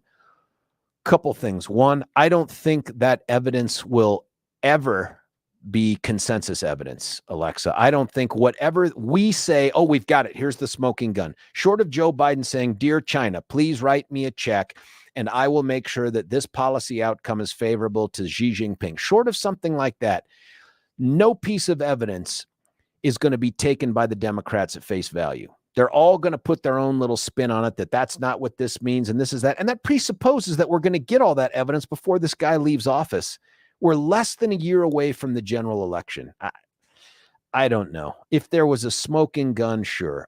What's the smoking gun? 303-696-1971.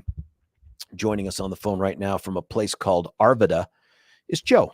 Joe, what's going on? Good morning, George. Hey, sir. Look at well, first, let me say there's a spin that you missed here, Okay. and that is that I don't think the Republicans are actually going to vote for it. You know why? No. Because there's going to be 20 feckless Republicans like Ken Buck who will not. And they're going. The Why reason does that they make might them jeopardize. feckless? Why Just does a that moment. They might jeopardize their position on CNN. Yeah, but That's why does it why. make them feckless? I mean, if Ken Buck's position Democrat in the wool, Democrat hiding behind a little R, right? Ken is not a Democrat. He's not a Democrat. Yeah, pretending to be. right. Come on, Joe. Guy was Tea Party. He still is one of the most fiscally conservative members of the Congress. I mean, No, he was. You know what he was? He was the equivalent of George. What's his face that got removed? I'm sorry, I blocked his name. Santos? Yeah, What? in this regard, all he was a dressed up Democrat to go ahead. He was the equivalent of Joe Manchin. You know, Billy just in our asked a party. great question, Joe. And what is the vote or votes that make you think he's a Democrat? Oh my gosh, there's so many. Well, give me three. Voting. Here's one. Expanding the budget. Go ahead and just jump on, and we want a clean CR. Ridiculous. Hold on. How many Republicans signed on to that? Oh, I understand. I believe there's. By the way, the speaker. I believe there's a vast group of these disgusting Speaker Johnson blow too, up though, our right? budget. Speaker Ruin Johnson. your children's and your children's future Republicans. But Joe, yeah. Speaker Johnson then is a Democrat. Well, I will tell you this. Johnson is about, I believe, the best we could possibly get, but is he But he's part a of the McCarthy traitors? Yeah, traitors. Traitor. Buddy, that's a strong Yeah, word. that's man. right. You got to holster that thing until it shows up. Here, let me give you an example. I'll give you an example. Sure. Where's a Ukraine, a little thing for one reason and one reason only, so they can get that Raytheon money, so they can, What are you drain. talking about? Oh, please! Yeah, these people that push the endless war machine, so they can get that grub money from. Well, hang on. Listen, I don't want to get too far afield on the Ukraine thing, but my support for us trying to keep Russia occupied and hopefully defeated in Ukraine has nothing to do with me getting Raytheon What an money. embarrassing fiasco. Another worse than Vietnam. All Joe, it did can you is bring us dress back the to- pockets of politicians, buddy. Can you bring us back to the impeachment thing and tell us which of the words in Section 4 of Article 2 do you think applies to what specific conduct by Joe Biden? Okay, let's start with bribery. Bribery doesn't have to be, here's the check for what's the you, bribery? Joe. What's do the bribery? this, do that. Describe That is the not bribery. What bribery is. Bribery is taking money or favors or whatever from the enemy to subvert our nation. Describe what evidence haven't you you figured think it out exists. yet? Joe Biden is a Tell us China sycophant. point to Oh the my policy. gosh. Point to the policy that you think was engendered by some sort of favor or Oh, money there's so given by the many. Chinese. Okay, well, give me one. I took $1 billion. Oh, we're going to give you $1 billion from the Congress if you get my son off in Ukraine and fire Shokin or What? whatever. Which Congress? Don't you remember? Don't you remember? They were going to give them $1 billion. Hold on, for China? No, I'm talking about the beginning in Ukraine. Let's start in the beginning. He's giving money to the enemy. Buddy, normally I can track about 90% of what you're saying. I'm down to 10% today because you started off by making that mocking voice saying, hang on, Joe. Joe, you hang on, buddy. I'm going to restate what I heard, and then you correct me where I've gone wrong. Get it? You said Joe Biden in that mocking voice, bribery, China. I said, give me an example. And you went far away from China to Ukraine. I couldn't even tell if you were trying to go to Iran. Get back to your point about China. Get back to China. God. What's the bribery? See, here's the thing. You folks do not even pay attention to Buddy, bring me the specific Chinese bribery. Bring me the Chinese bribery. I started with Ukraine. Let's move on. Okay. What happened? Where did Joe go? Joe dropped off? Well, Joe might call back. I don't know. But that was a weird sound. That little bonk. Does that mean we lost the signal? Probably China. That was Billy says it's probably China. I did not press any buttons here. I was enthralled by the ability to make accusations without backing them up. That's so unlike. Anyway, listen, we're going to cut away for a break, but not before I tell you about something cool that's going to take place at 9 a.m. We're going to have on Vincent from Step Denver, going to talk me through donating a truck, car kind of a thing to them for purposes of helping them save lives. And that's what they do. They provide a safe, stable, structured environment for men who are dealing with addiction issues to get off the street and become sober, functioning, autonomous members of society again. Who doesn't want to do that? Here's the cool thing. Tomorrow, we will be at Step Denver live all morning for Colorado Gives Day. You can start that thing happening right now, and you can go to coloradogives.org/StepDenver. You can also go to stepdenver.org. But the Colorado Gives thing is our focus tomorrow. I'm excited to have them on board. You donate a car like I'm about to do, at least I'm going to be talked through it today. You save a life. What else can you say that you, short of you being an ER medical professional or a paramedic, where else can you save a life with just a single gesture like that? I don't know, but Step Denver's the way to go. It's coloradogives.org/StepDenver. Check them out. When we come back, we'll get to your calls, your texts. Maybe Joe will call back. I don't know. 303-696-1971. George Brauchler, 710 KNUS. Say goodbye to clutter and hello to convenience when you experience organization transformation in your home. Roll 'em Out Shelves, your clutter transformation experts, create affordable Colorado-crafted organized storage solutions. These custom options will maximize and organize your kitchen and bath storage as Roll 'em Out Shelves carefully designs and builds roll-out drawers to fit your space perfectly to clear the clutter. Contact owners Joyce and Brent at Roll 'em Out Shelves to schedule your free in-home estimate today.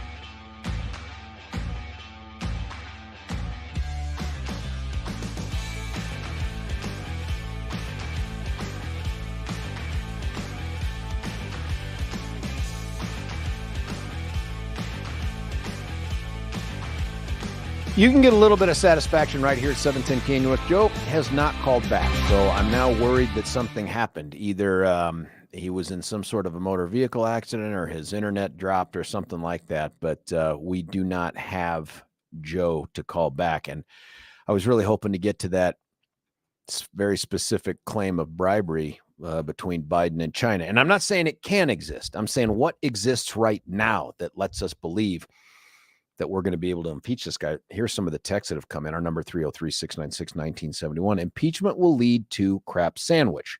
Ken Buck is right. Republicans are chasing headlines. And anyone doing a prosecution knows you flip low-level people to move up the chain. That part's true. Here's another one. Impeach or do nothing. Bribery is impeachable. Well, I don't think it's a question of impeach or do nothing. The question is, do you impeach or you continue do what you're doing, which is to thump away at this guy's failures as the president and watch his poll numbers continue to languish below historic levels for re-election and hopefully get your guy across or gal across. I mean, if it's not Trump, I presume it'll be Trump.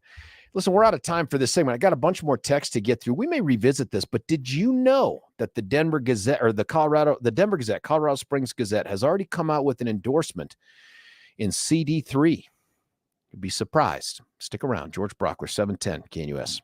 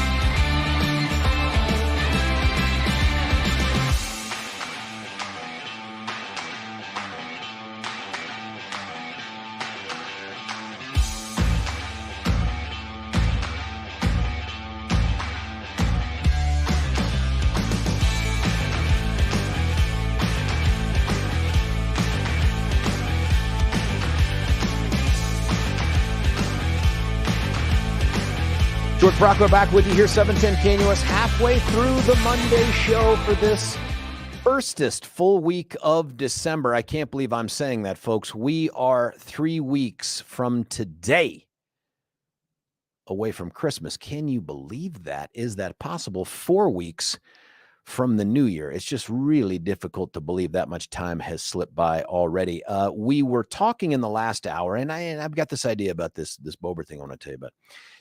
But we were talking in the last hour about impeaching President Biden. I'm certainly open to the idea, but I'm limited, folks. I'm stuck with the idea that the words in the Constitution matter. It's the thing that plagued me when the Democrats made a mockery of the impeachment clause of Article 2 twice with President Biden.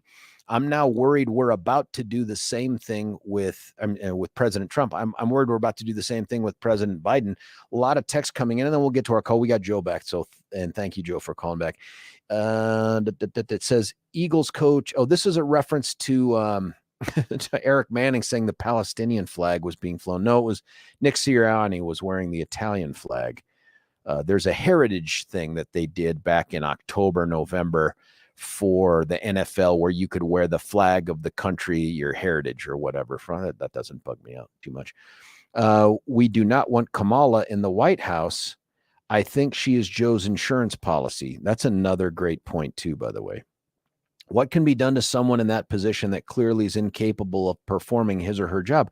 Well, if it's incapability under the 25th? What's that amendment that we invoke when they've had a stroke or they're under the knife or anesthesia? I think it's the 25th. There's that. But what you're saying is incapability based on him doing a poor job. If it were the same guy walking around aimlessly on a stage and muttering this and saying weird things, but we were nailing all the policies from a conservative point of view, you would not be asking for him to be removed. So it's not that. It feels like it's policy driven. So the only thing you can do is defeat him at the polls. Here's another. Good morning, fellows from Nebraska. Is each Bill Clinton this must be voice to text. Let's see here. Biden has stood in front of Congress, in front of the world, and lied about his activities. He's lied and denied he's been involved in criminal activity, which was selling secrets and selling favors to foreign countries, our enemies, China and Russia. Listen, if that were true, and maybe that's the asterisk to my, hey, it's got to have taken place while he was in office. If this guy if there's evidence out there that he engaged in some sort of treasonous behavior with China or anyone else, even out of office, then I feel differently about it. But where's the evidence of that? And if the answer is, well, we need the inquiry to get there, okay, but tell me exactly what we think we're going to accomplish with the inquiry. I don't think it means they have to bend, they being the White House, bend to our will. Russia was the first. Ukraine call had little to do with it. Democrats literally said they were going to impeach him while he was campaigning. Yeah, they did.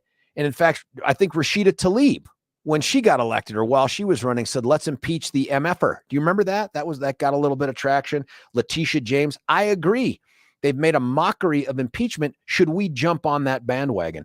Here's another text. Somewhere along the line, impeachment has become the trendy thing to do. Only problem is most people have seen through the BS and do not care. That's interesting too. George Biden has been tried and convicted by hundreds of talk shows and millions of callers. I believe the Constitution says that's all that's needed for impeachment. Joe from Arvada, thanks for calling back, man. What happened? How did you drop off there? I'll admit, I blew a gasket. If I was a car, I'd be a Mustang, and I threw a rod through the front. Dang, you just disappeared. But you've regrouped. You're back. I think where we left off was you had said, hey, China, bribery, Biden, some words in that order. Absolutely. Here, let me read right off the oversight.house.gov release from the Oversight Committee. Okay. Here, there's so much here. Chairman Comer recently revealed how Biden received $40,000 in laundered money from the account of his brother, James Biden, and his sister-in-law, Sarah Biden, in the form of a personal check. The money that landed in Joe Biden. Didn't his brother say it was a loan?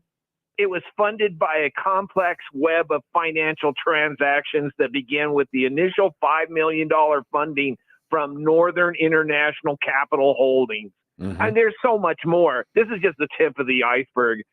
So the inquiry should be geared on trying to determine what else exists by way of relationship bribery. between. Yeah, but bribery while he was in office.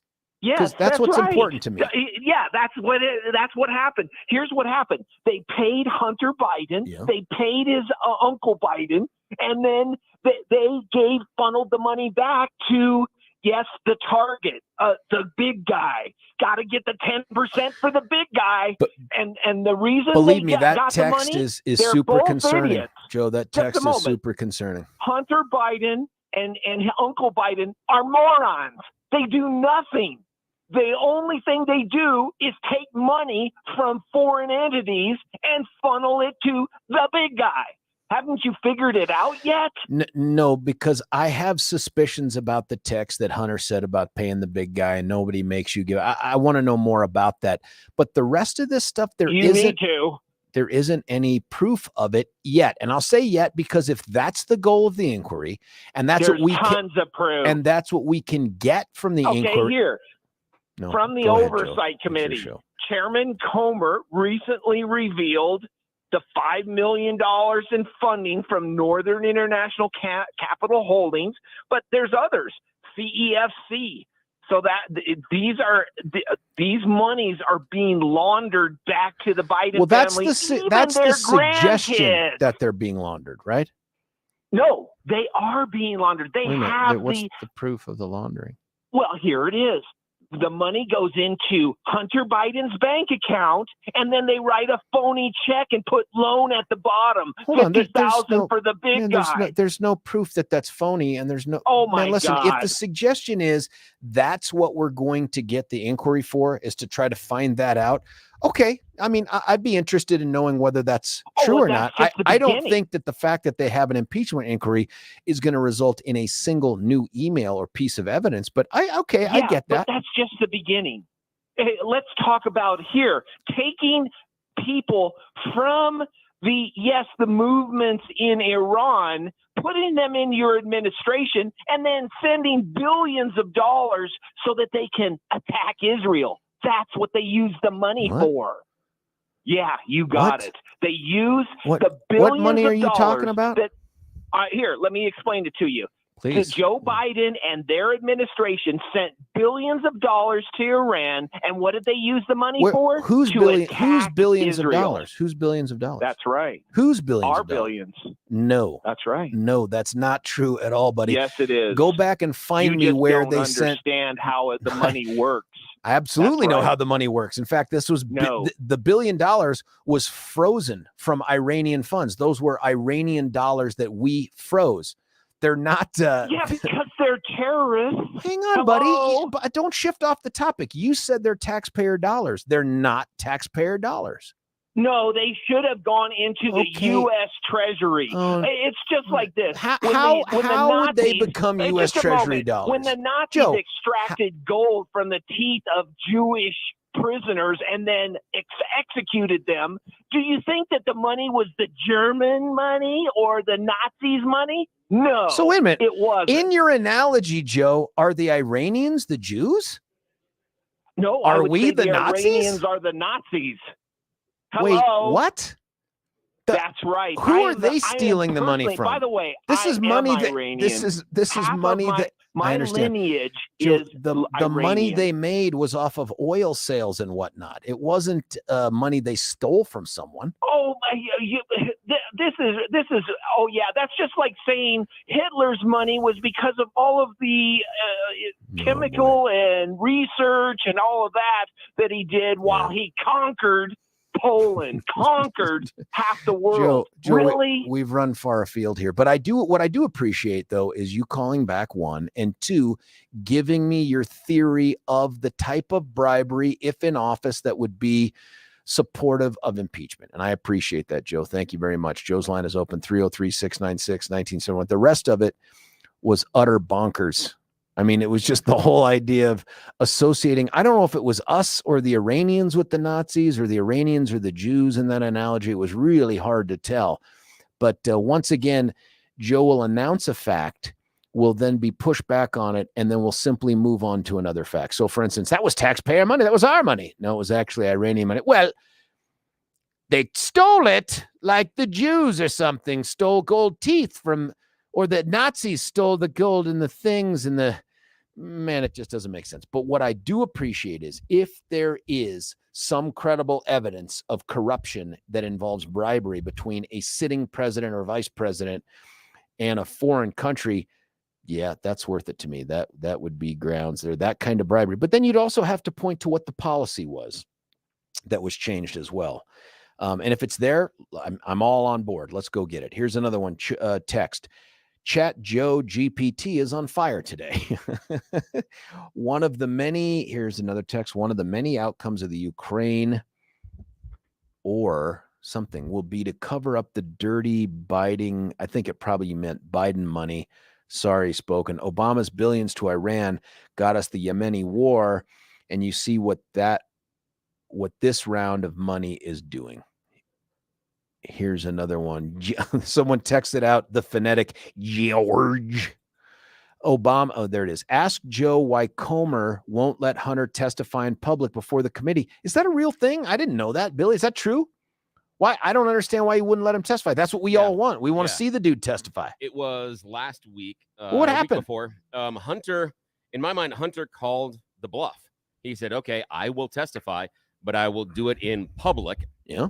And the committee said no. Why? Said, but no. Why not? Your guess is as good as mine. Did Comer release a statement as to why he couldn't testify in public? Because that's the goal, man. I don't think so. I think it was more no.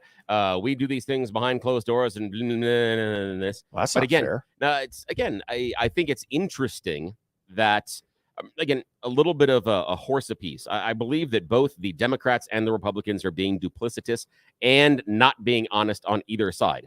But this is kind of the game we play now, is that we have one party that subpoenas officials from another party, and then those people ignore the subpoenas. Yeah, that's happening. And then the power shifts and somebody else gets in charge, and then they issue subpoenas, and then you ignore the subpoenas, even though you were sure when you were in charge that the subpoenas had to be followed. So that's it. Again, why you wouldn't want to do it in public. And here's the thing for me. I'm going to get to the phone in a second here. Hang on. The issue for me was if you have it in public, if you thought you had the receipts, yes, why not do it in public? I would want to do it in public. Exactly. That's the question I've got. If you have the receipts, you don't do it behind closed doors. It's weird. There's something, I don't know what it is. It's weird. Here's another text. There's evidence of Biden's corruption. The Judiciary Committee. There's several checks to Joe Biden. I need to know more about that. Checks from the Judiciary Committee, checks while he was in the Judiciary Committee. The inquiry is to get access to more of Joe's records. Well, I agree with that, and I just want to make sure that we have the ability to get them, but that getting them will reveal something that's impeachable, not just, hey, we got dirt on the president. Yes, exciting, important, maybe voters want to know, not impeachable stuff. Here's another one. Just a moment, George. I think tinfoil had interference with the transmission. That could be. Please inform your listeners that the money Iran got was their own money, not taxpayers. We just did that. I just did that. Not Joe's finest hour. More text. Here's our buddy Eric. George. Biden letting fentanyl poison come across our borders, knowingly killing our kids in the USA is dereliction of duty. Dereliction of duty, not an impeachable offense. It wasn't impeachable when the Dems tried to do it to Trump for January 6th. It is not any more of an offense now for even this. And by the way, I don't agree with Biden's approach to border security at all, period. I would love to have the old Trump policy back and actually improve upon it. This is not working for us. I want it to end. The only way it ends is if he's out of office. That's not the justification for impeachment. 303-696-1971 is our number. I promised to get to the phone lines, Marty and Brian and whoever else is going to call in on that third line. But I got to first tell you about my teeth guys.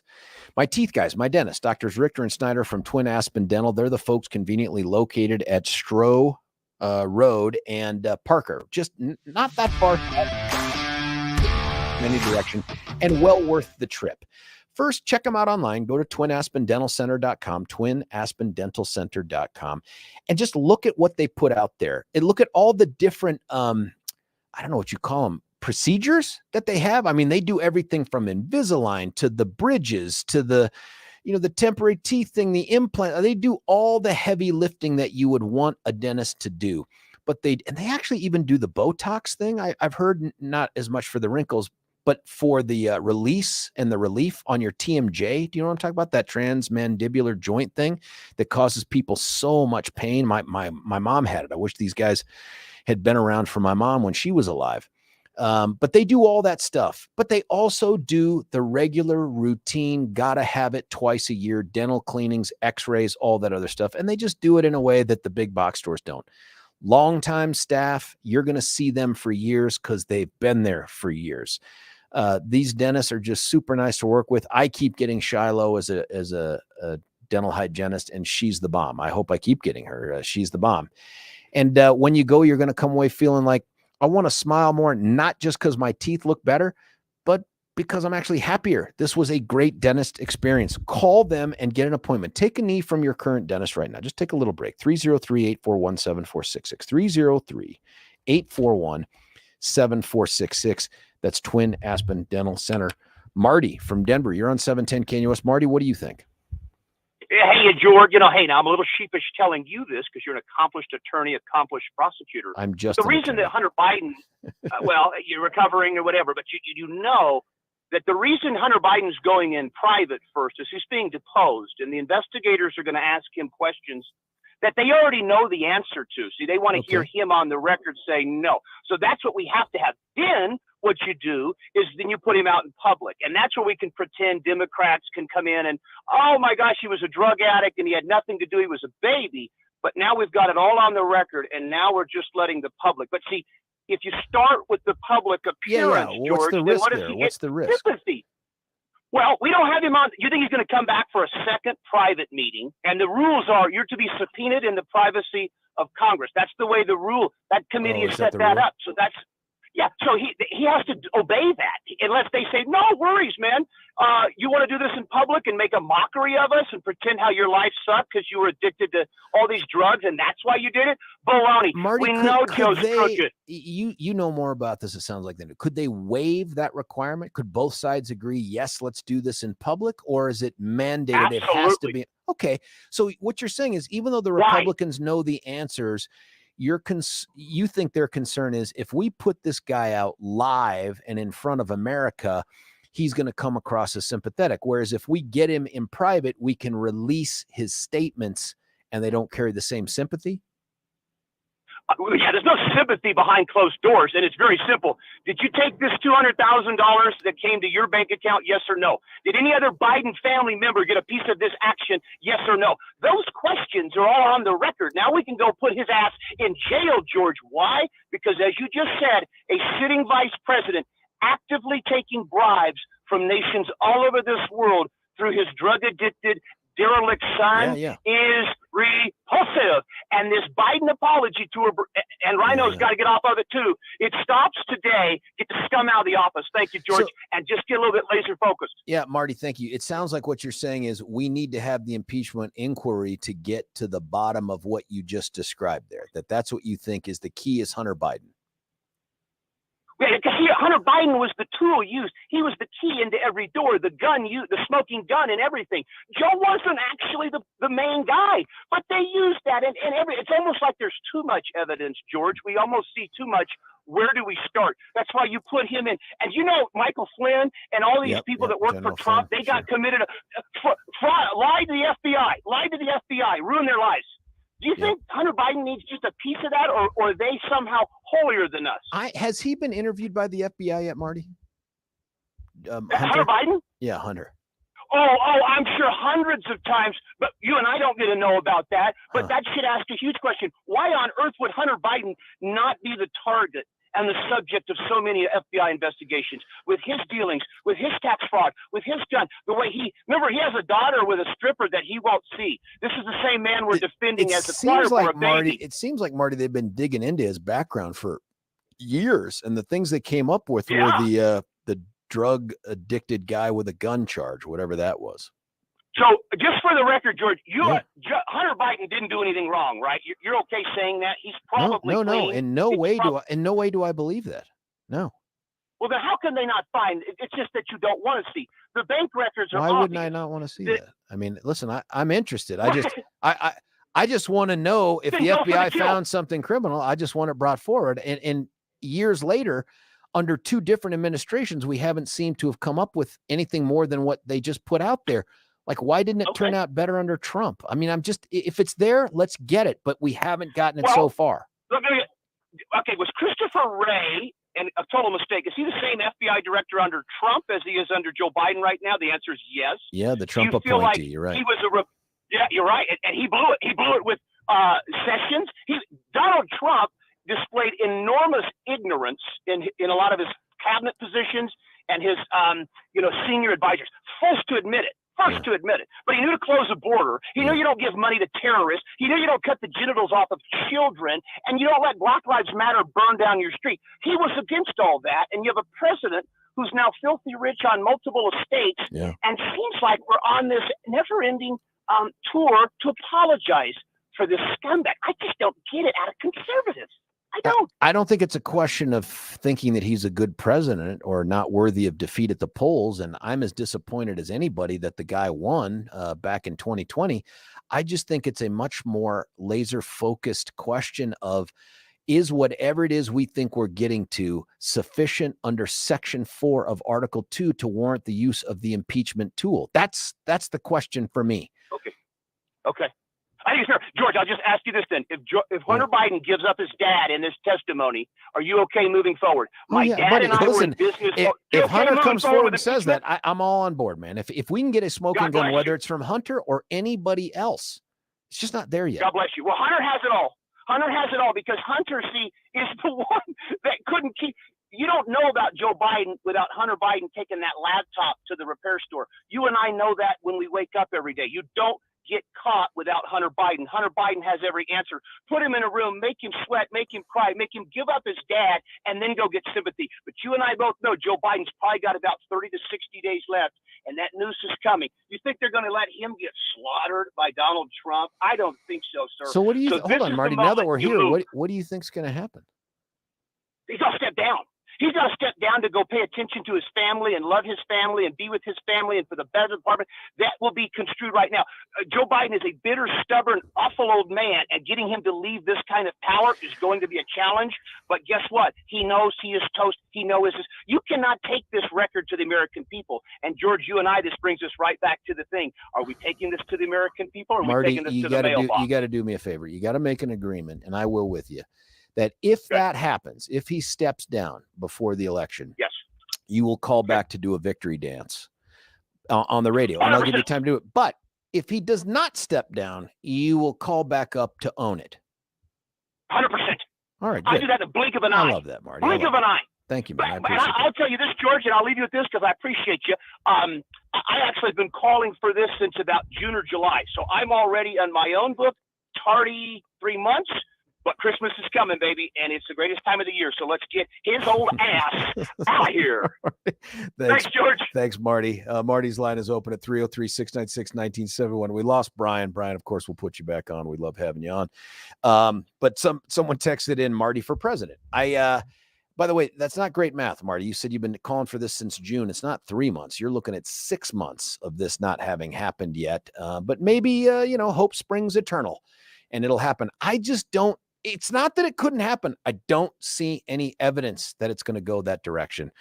Our number 303-696-1971. Let me quickly tell you about a guy who deals with facts and evidence, not wishes and wants, not speculation, not hyperbole even. And that's Dan Kaplis. Dan Kaplis is in the business of putting together the best case possible based on facts and evidence and the law to convince the wrongdoers that injured you or your loved one or some other person you're close to and care about through negligence or recklessness, sometimes even intentional conduct.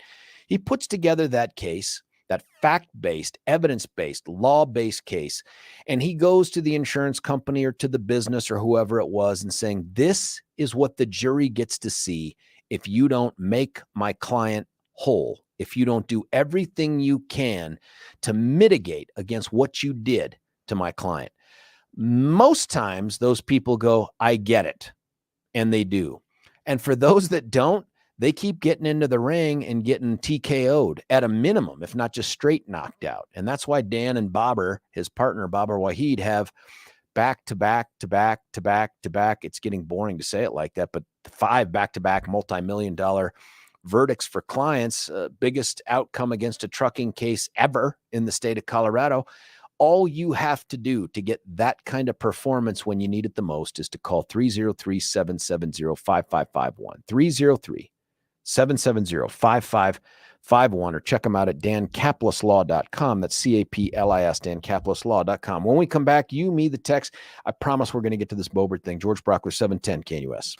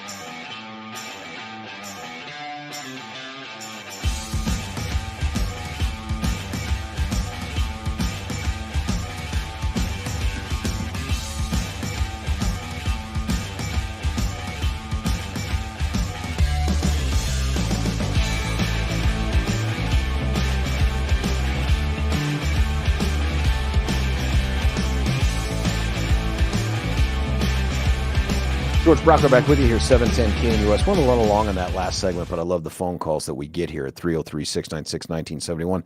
Some text, have you ever listened to Arc Midnight? The show has several retired military that appear to have evidence, all caps, that the 2020 election was indeed stolen.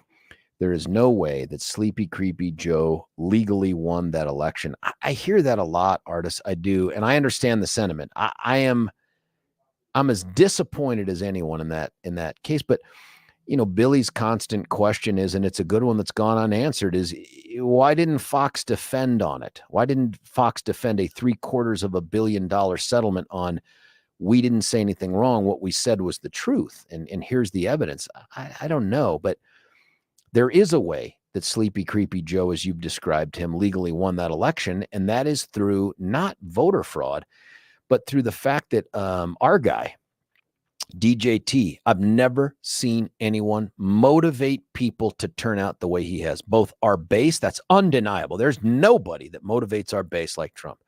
But I've also never seen anybody motivate the other side as much as Trump does. Like, he will get liberals off of their deathbed to go knock on doors and stuff envelopes and write checks. I believe that, because they just have such disdain for him. That doesn't mean that I think that 80 million people voted for Joe Biden. No, I don't. I think a whole bunch of them voted against Donald Trump. Here's another text. Why Republican committee want closed door Hunter hearing? Google why Republican. I will. I'll Google that. Hey, George, a reason why the committee wants Hunter to testify in private is because it'll help cut down on the Democrats' ability to provide cover to Hunter publicly by asking him softball questions. Public testimony probably will be suicidal to the Republicans on the committee. Yeah, that's interesting. Softball questions by the Dems. But I guess they can give him softball questions in private too, right? I mean, maybe this goes back to what Marty was saying, is it just keeps him from being sympathetic in public, whereas they can release a transcript or something and it won't seem that way. Closed door depositions always come first, someone says. Yeah, that's interesting. George, any impeachment attempt will be exactly like the Senate hearing in The Godfather Part 2, an old past prime chairman screaming, "This is an outrage." Great reference to a great movie. The statement from B.O. ? Barack Obama? What am I missing? The statement from B.O. I don't get it. The Ukraine war will, in fact, clean up all the dirty money nexus, which is global. Huh.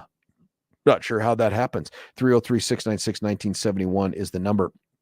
I do want to tell you about this, I think, fascinating thing that has developed with the Gazette, the Denver and the Colorado Springs Gazette. But first, let me quick talk to you about, I'm almost, we will do the topic, but I got to tell you about Empower Home team of Keller Williams, Gay Ribble, who apparently is going to be in studio. Billy, did you say this week?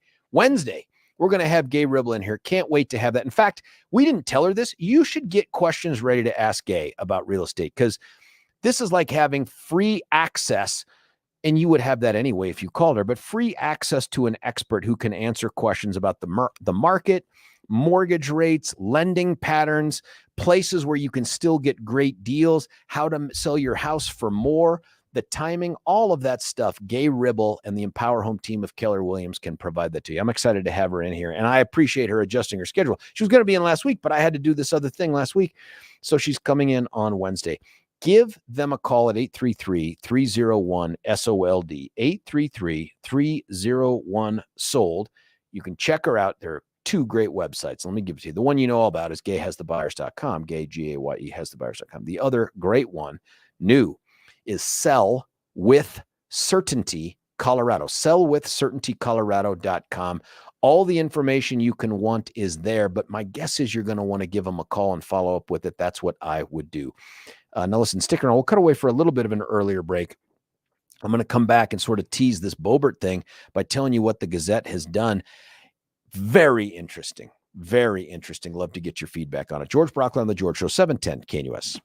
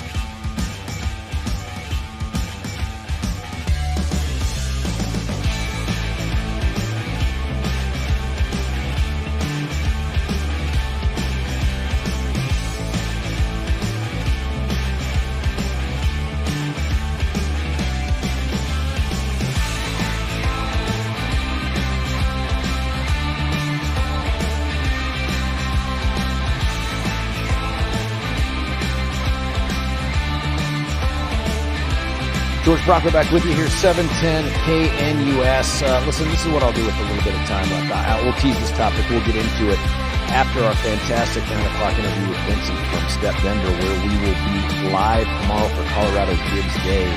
It's for this time of year. It's perfect. I think that's why they have Colorado Gives Day there. But if you're looking to do something other than just consume, and I mean, you're helping the economy out by buying a bunch of gifts for maybe yourself or loved ones or whatever. That's all well and good, right? Maybe even to put a couple bucks in the plate at church. The efforts tomorrow undeniably will be more impactful for a human being than any other single thing you're going to do during the season. That's my best guess. I know that's true for me. That's why I'm donating my car, and I'm going to start that process on the air here at 9 o'clock. But let me get to this. The Denver and Colorado Springs Gazette, everybody is going to know that to be one. They do great investigative reporting. They got our buddy Dave Magoya out there. They've got great sports with the Woody Page. And I mean, they got this top-notch publication. Also, I think undeniably conservative. Yesterday, the editorial board launched, an op-ed piece, an endorsement. And this is what it says. Republicans should vote Hurd, H-U-R-D, for District 3. Well, District 3, as you know, is Lauren Bobert's incumbent Republican congresswoman from that district. She's been elected twice now, elected once and then reelected. Narrow margin back in 2022, won by like 540-ish votes or something like that, to a left-wing money guy from New York who has relocated to Aspen. And so if you read this, and it's fascinating to me because there's some compelling arguments here, but if you read this, what they're saying is, for the love of God, you can't let a district like the 3rd CD, which is largely ranchers and farmers and rural, and this great collection of everything from hippies to conservatives to all that, you cannot let that fall to the hands, not just of the Democrats, but of an Aspenite. That cannot be the representation in Congress for this giant swath of the state. And so what it sounds like they're saying here, and I'd love to get Dan Yegamir on to have that conversation, and I texted him to see if he's available, but I haven't heard back yet. I imagine the guy's up late. I can tell you that because when I submit columns to this guy, I get feedback from him, and it's always very good. But at like 11 o'clock, 12 o'clock, I mean, it's just crazy how late this guy works. So we'll try to get him on. But this particular endorsement, I didn't see it coming, especially this early. I mean, listen, the primary for this seat isn't going to be until June, like it is for all seats that are on the ballot. And yet they've come right out and said, let me just read you some of the portions of this. To hold District 3, grassroots and establishment Republicans should unite behind Jeff Hurd in the Republican primary, June 25th. A Western Slope native and pragmatic conservative, Hurd might represent the only hope for Republicans to keep the seat. Wow. So the question is, by the way, if we lose that seat, do you realize we only have 2, and I presume whoever the Republican nominee in Ken's seat is going to be the congressperson, just based off of numbers and whatnot. You would have thought the same thing on CD3. But so we're just going to have basically Colorado Springs and the Eastern Slope. We'll have 2 out of 10 members of Congress are Republicans in a state that used to be just slightly more Republican than it's craziness. But why would they come out this early? And do you agree? Do you agree? I mean, here's some of the stuff that they're saying is that they met with Hurd. They like him. They say he's understated. He seems statesmanlike.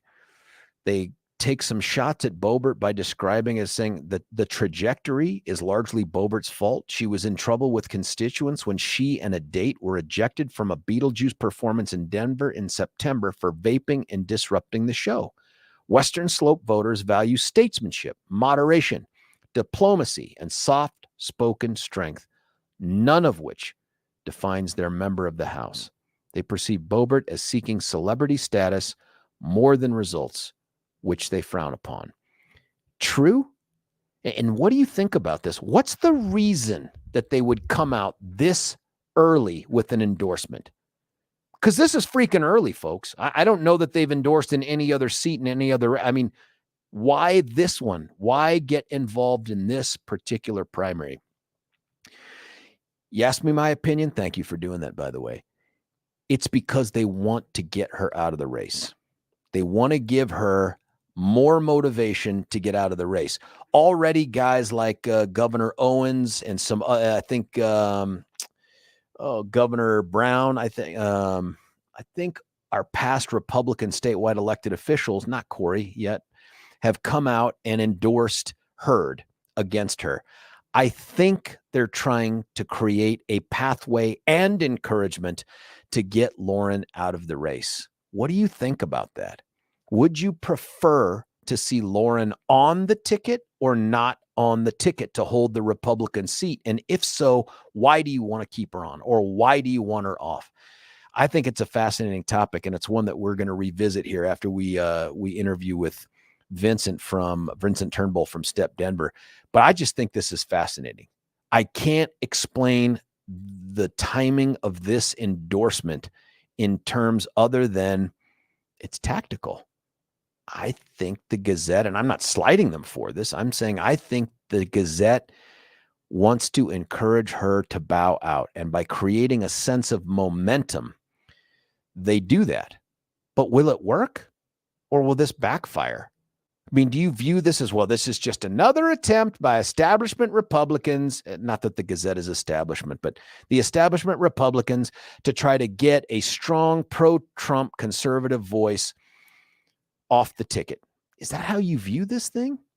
I don't know. I'd love to get Lauren back on. She's always been so good. Congresswoman Bobert has always been so good about coming on with us.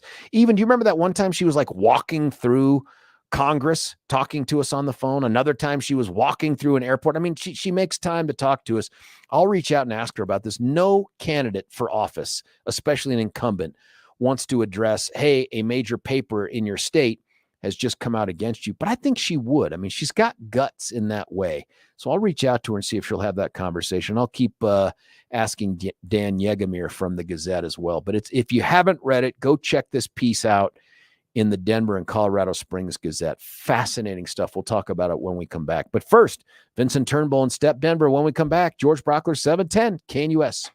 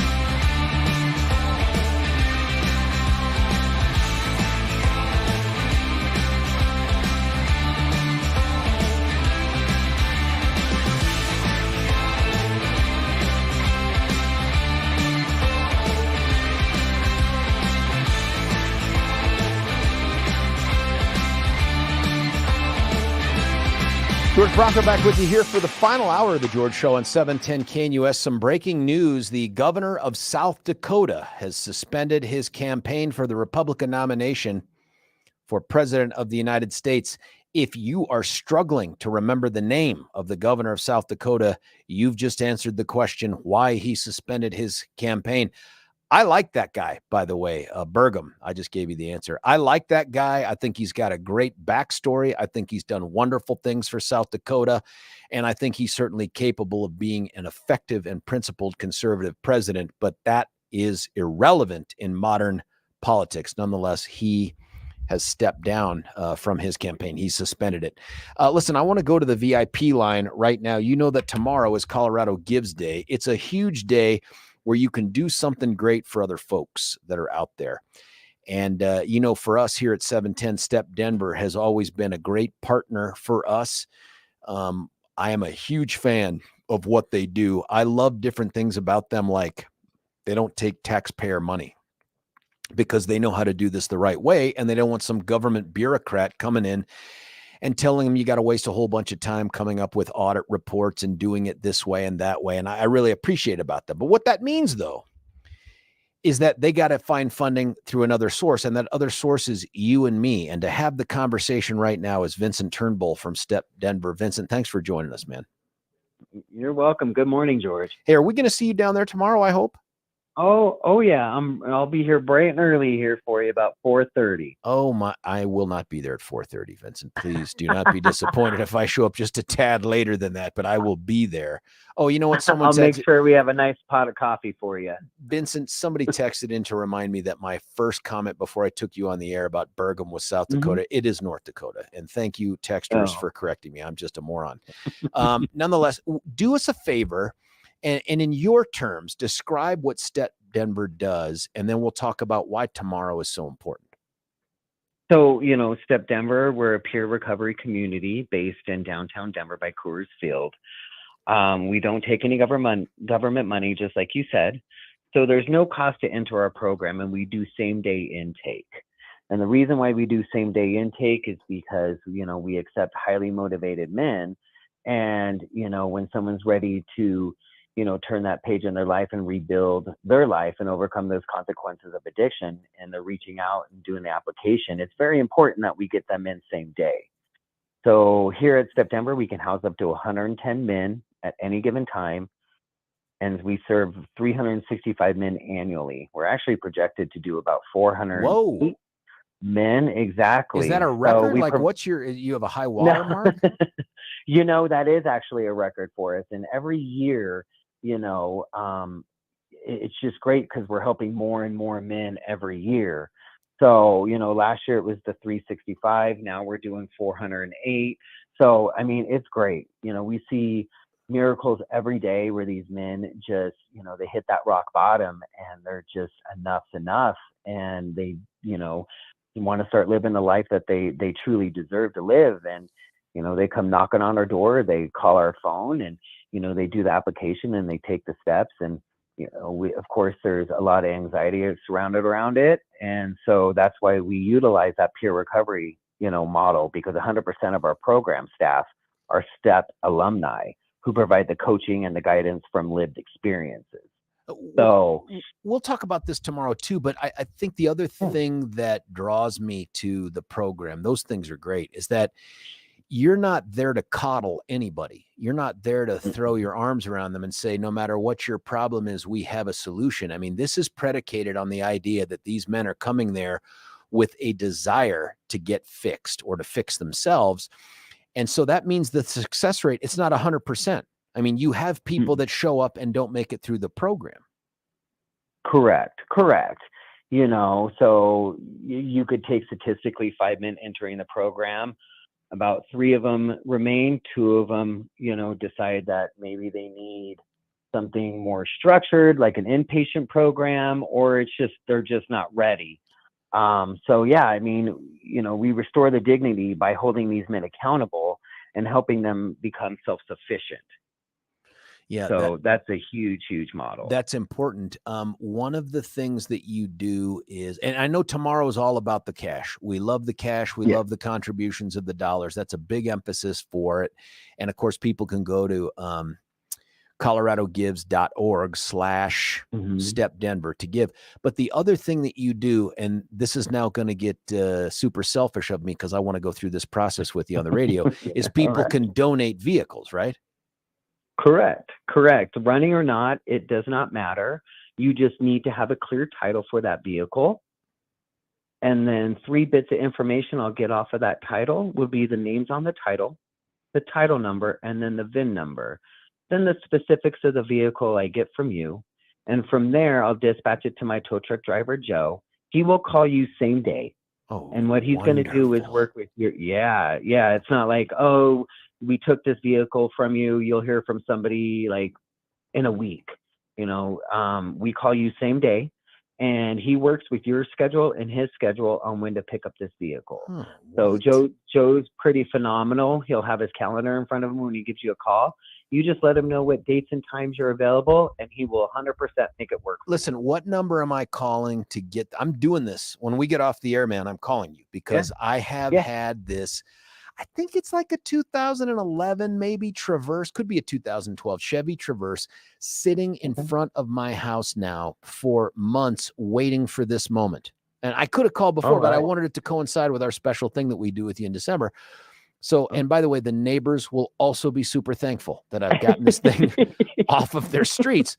But what's the number I dial to get to you? Correct. It's 303. Yep. 296.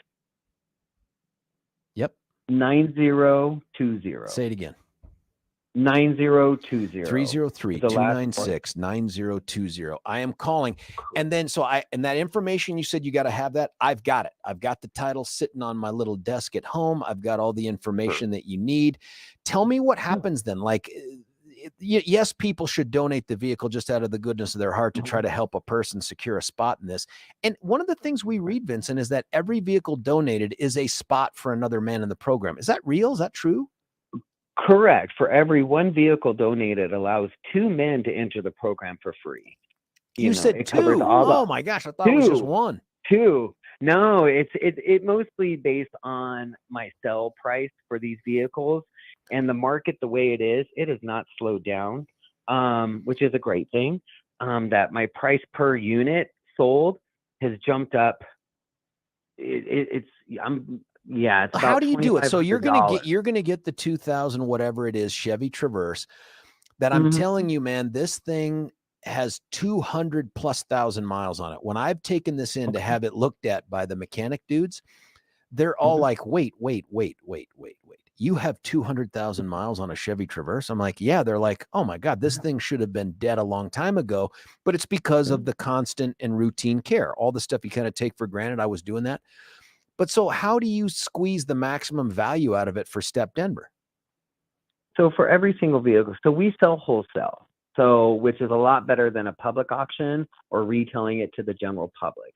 And for example, with every single vehicle, running or not, I have a database that I plug in everything about that vehicle, from cosmetic to mechanical. Is it called Kelly's Blue Book? No, it is not, actually. Yeah. And so what it gives me is the national average of what dealers are selling that vehicle for on their lot. That's what I start my low bidding number at. Do you do things to like clean up the car, fix up the car, make the car run, all that stuff?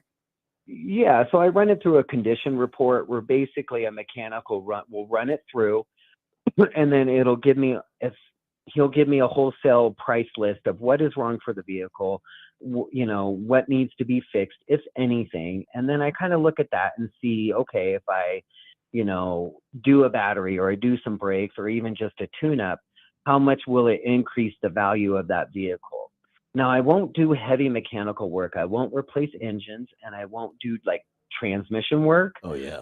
It's just really expensive, and to get those parts, we're looking at 6 months to a year. And you want to get the bang for the buck. I get that part. So when you do that, do you end up parting out the vehicle, or how do you get money out of that thing?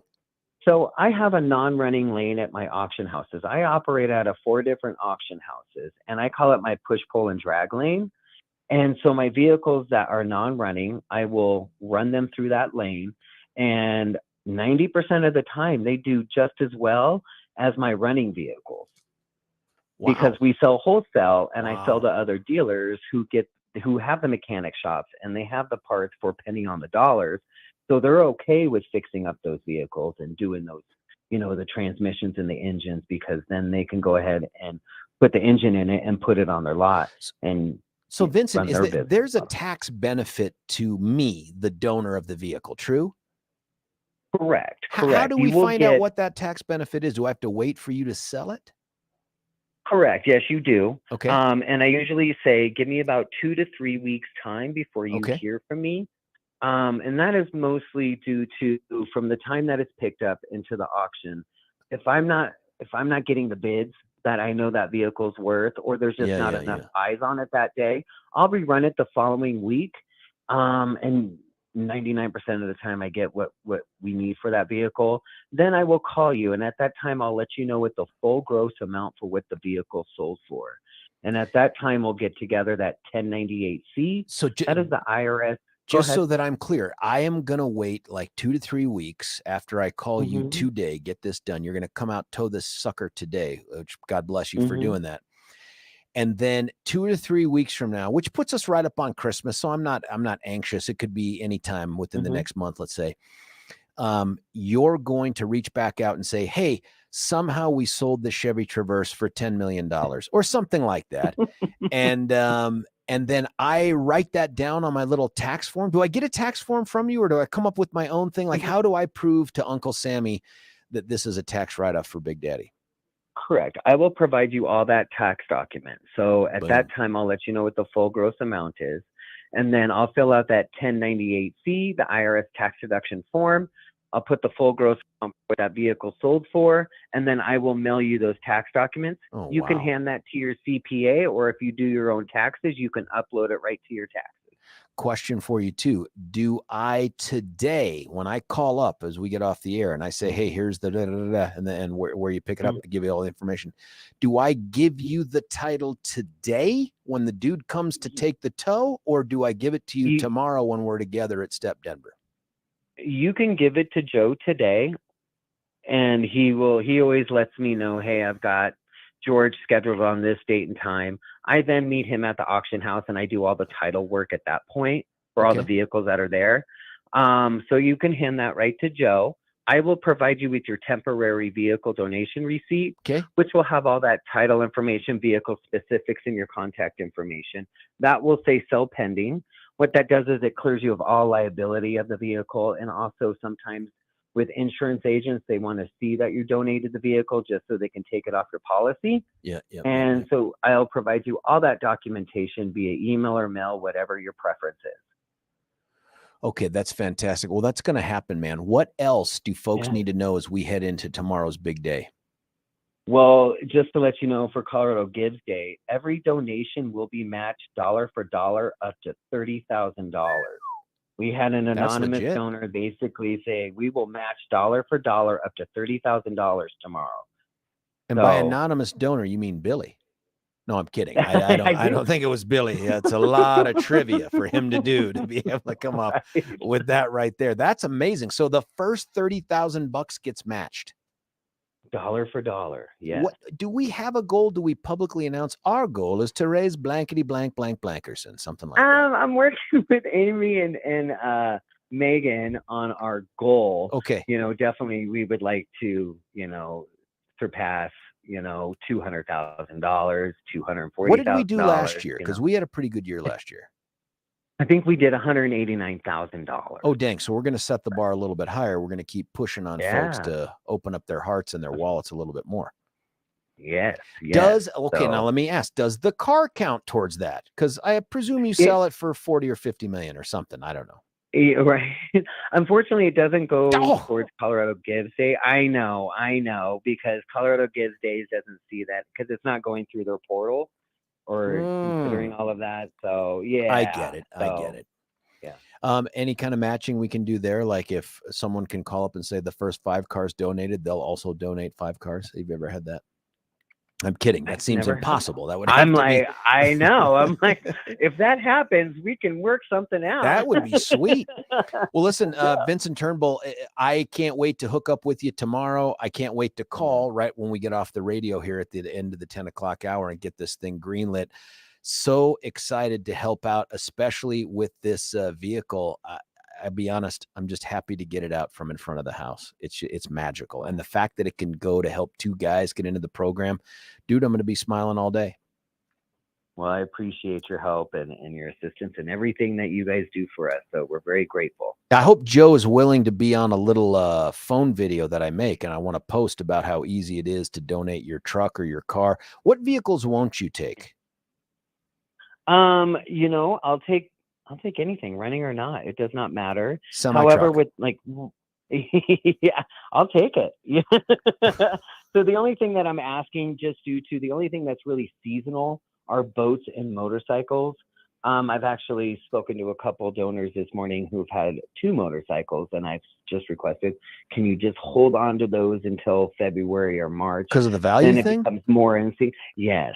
Got it. Because they're just not in season. However, if they want it, they just want to give it, and they're not worried about the taxes and the maximized amount, I'll go ahead and take it, and I can work my magic on that one. So is there any way for you to use your special garage skills and have your folks combine the two to make a motorcycle? How awesome would that be?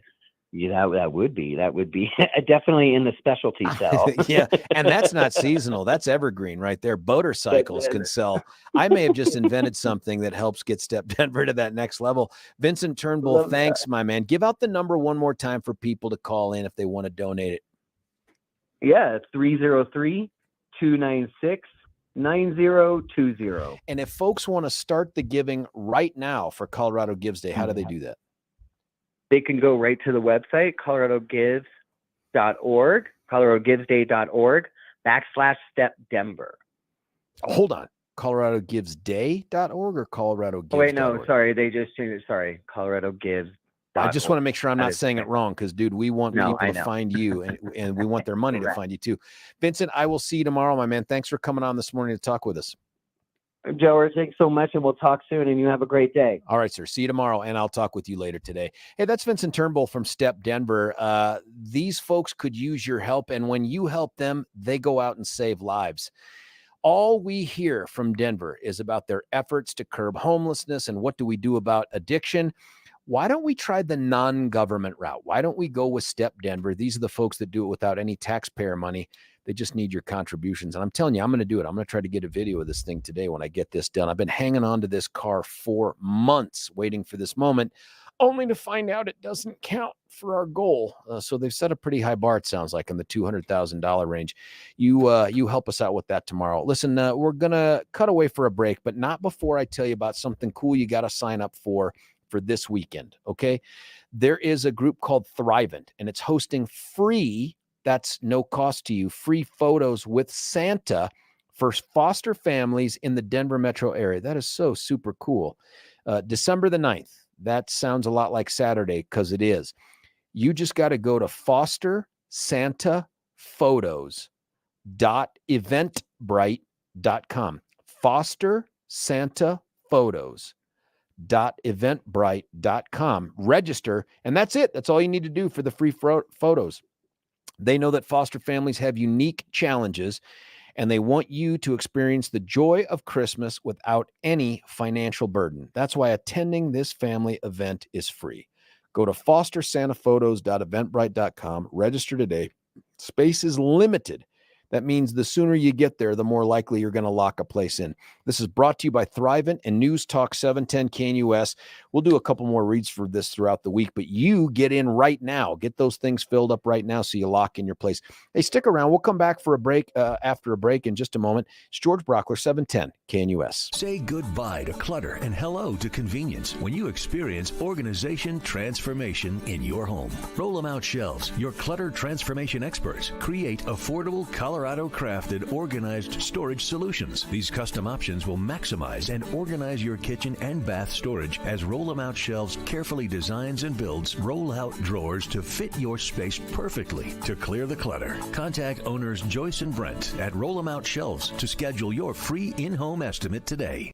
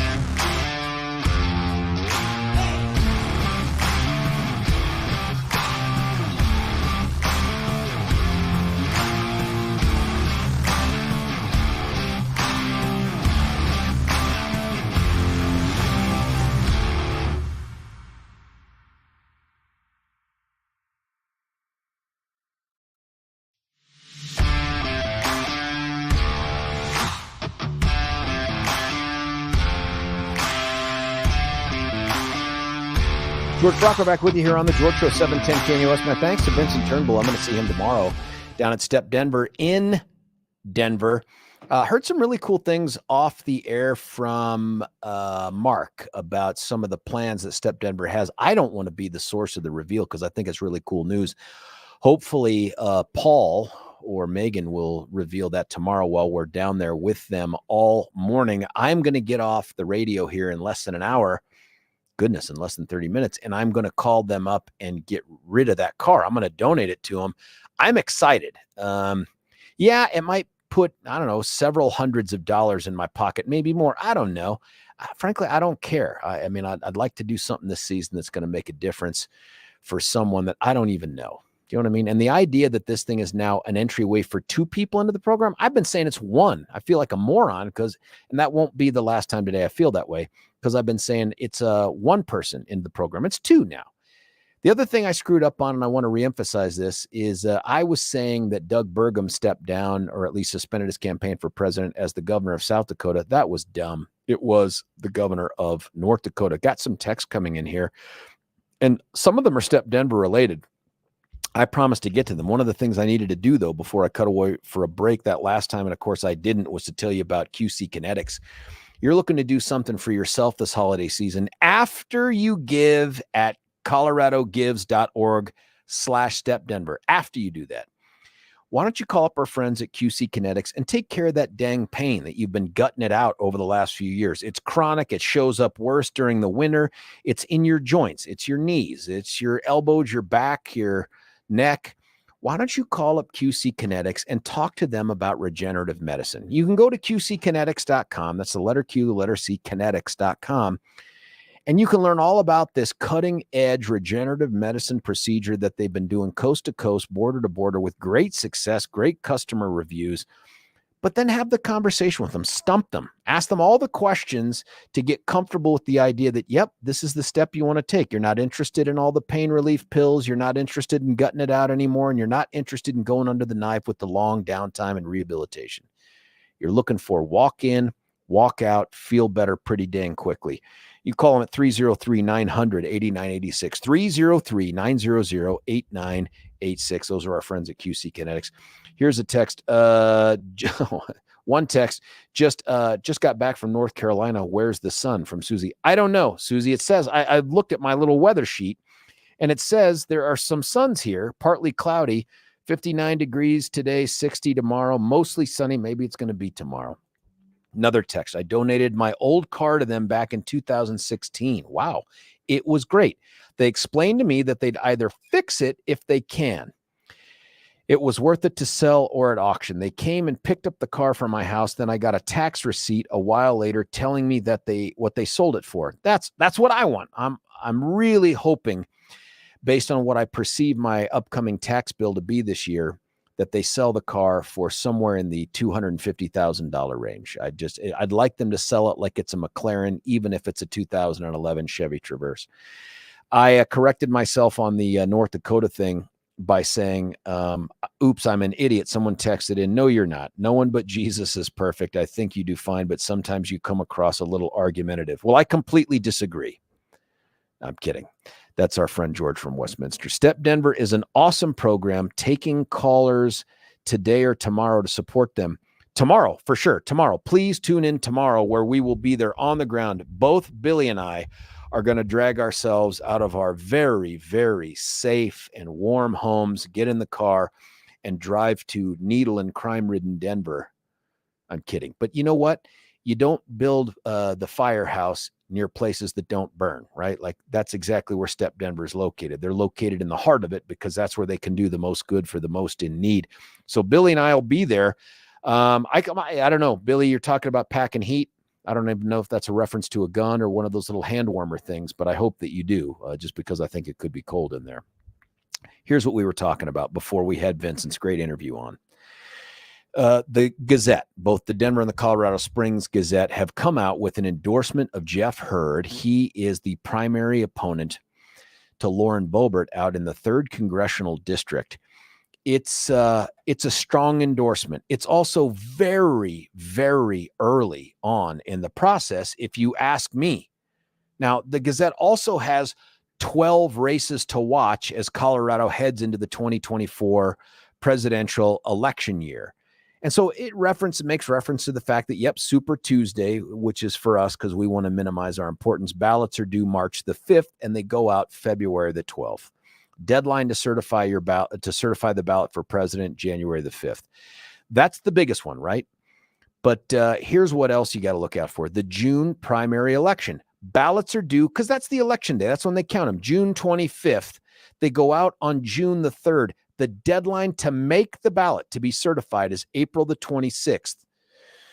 That means if you want to run for an office and show up on a primary show up on the ballot for the primary, you've got to either petition on and by the way, those petition signatures are due. I'm going off the top of my head. Please don't ask me why I know this. I want to say March 17th.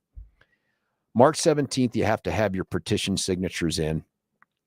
The assembly for whatever race you're seeking, that has to take place before April the 26th because that's when you get certified for the ballot.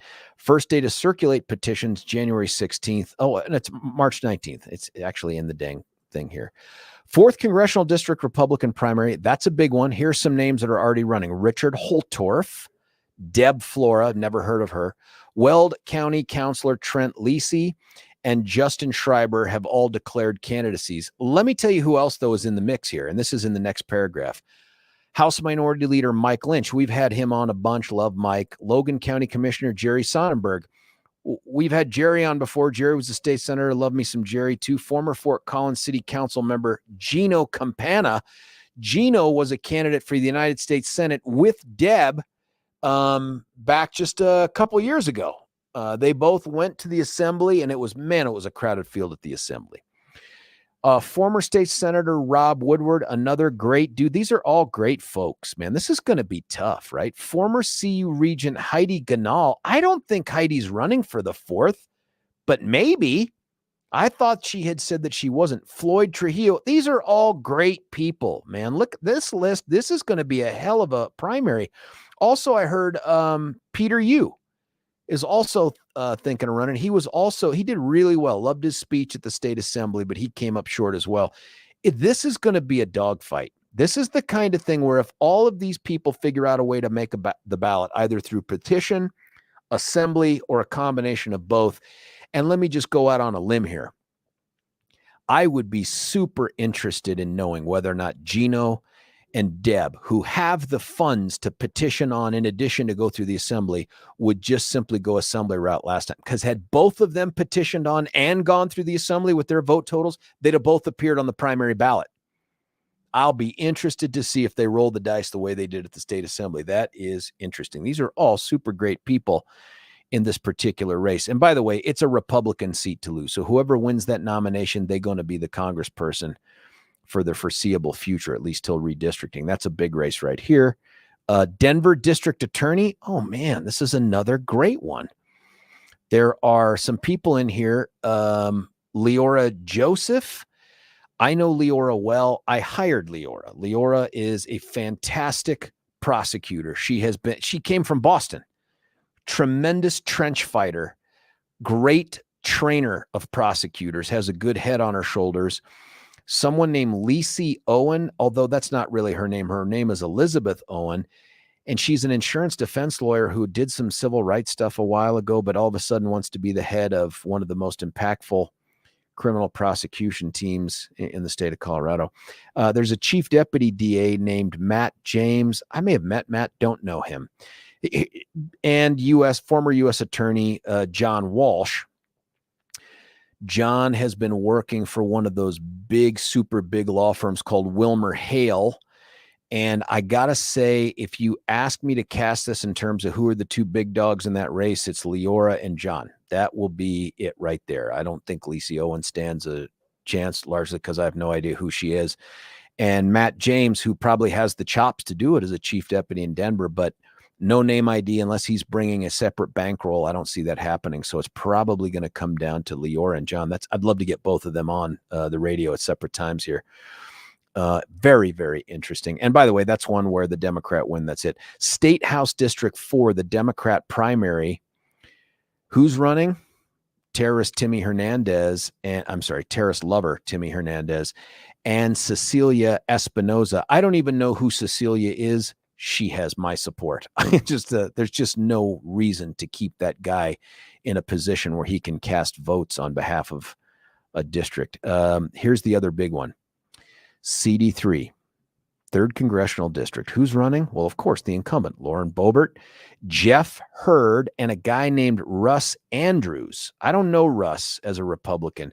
The Democrats have their own little primary going. It's Adam Frisch, Aspenite, and Grand Junction Mayor Anna Stout, and a Libertarian named James Wiley. Whoa, Libertarian could kind of be a monkey wrench in there, because, it was such a close race last time. Libertarian could pull away some votes, probably not from the Dems. This gets me to this whole story, and we'll talk about this again, especially if we can get on Dan Yegamir from the Gazette.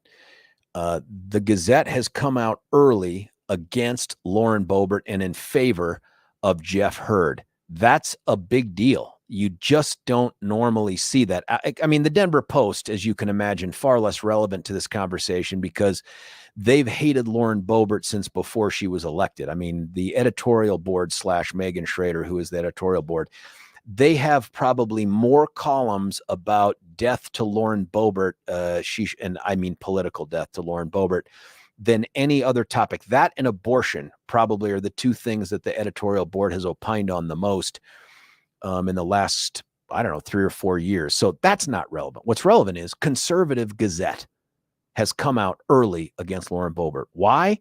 Best guess? Because they want to give her some more encouragement to just simply drop out of the race. And that is so interesting. I'd love to get your feelings on that at 303-696-1971. If you are in the 3rd CD, if you are, I'd love to hear your thoughts on this. But if you are in the 3rd CD, who do you support there? And does the Gazette's endorsement impact that? 303-696-1971. Got to cut away for a break, but not before I tell you about something super that some of you can qualify for that will be life-changing for you. And this is in the department of what goes on above your ears. No, it's not your brain. I can't help you there. I've got my own struggles. But if you're losing your hair, or you're in the process of the scalp winning the war with the hairline there, you can retreat entirely. That's what my brother did. And since he's not listening to the show, I'm happy to tell you, dude just went totally bald. He's got all the facial hair in the world, and whatever hair he had on his head has clearly retreated to his back. I'm kidding. I love that guy.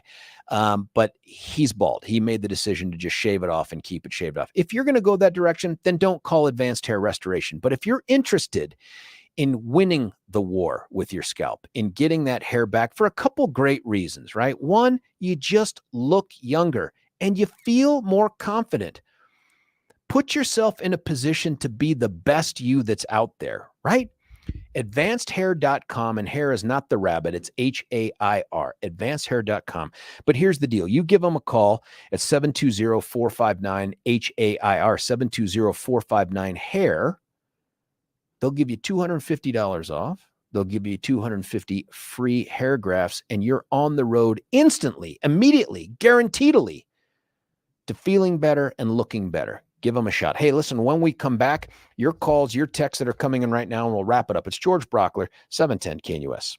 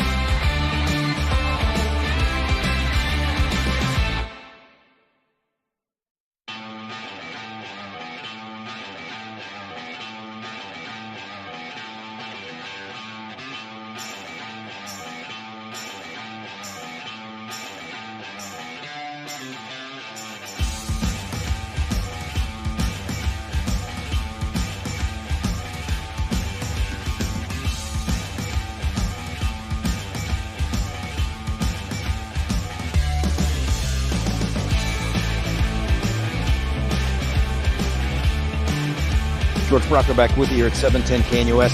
If you're like me, you're constantly wondering what to get that special someone in your life for Christmas, especially if you're not living hand to mouth, right? Like this isn't the old days where everything that we get has to be store-bought or has to be something that you have to whittle or make or something like that. You have other options, and the experience is the thing that I'm focused on more. I wish I had thought about this 20 years ago, but the experience, maybe it's a trip somewhere. Maybe it's just a special night out, but I've got an idea for you.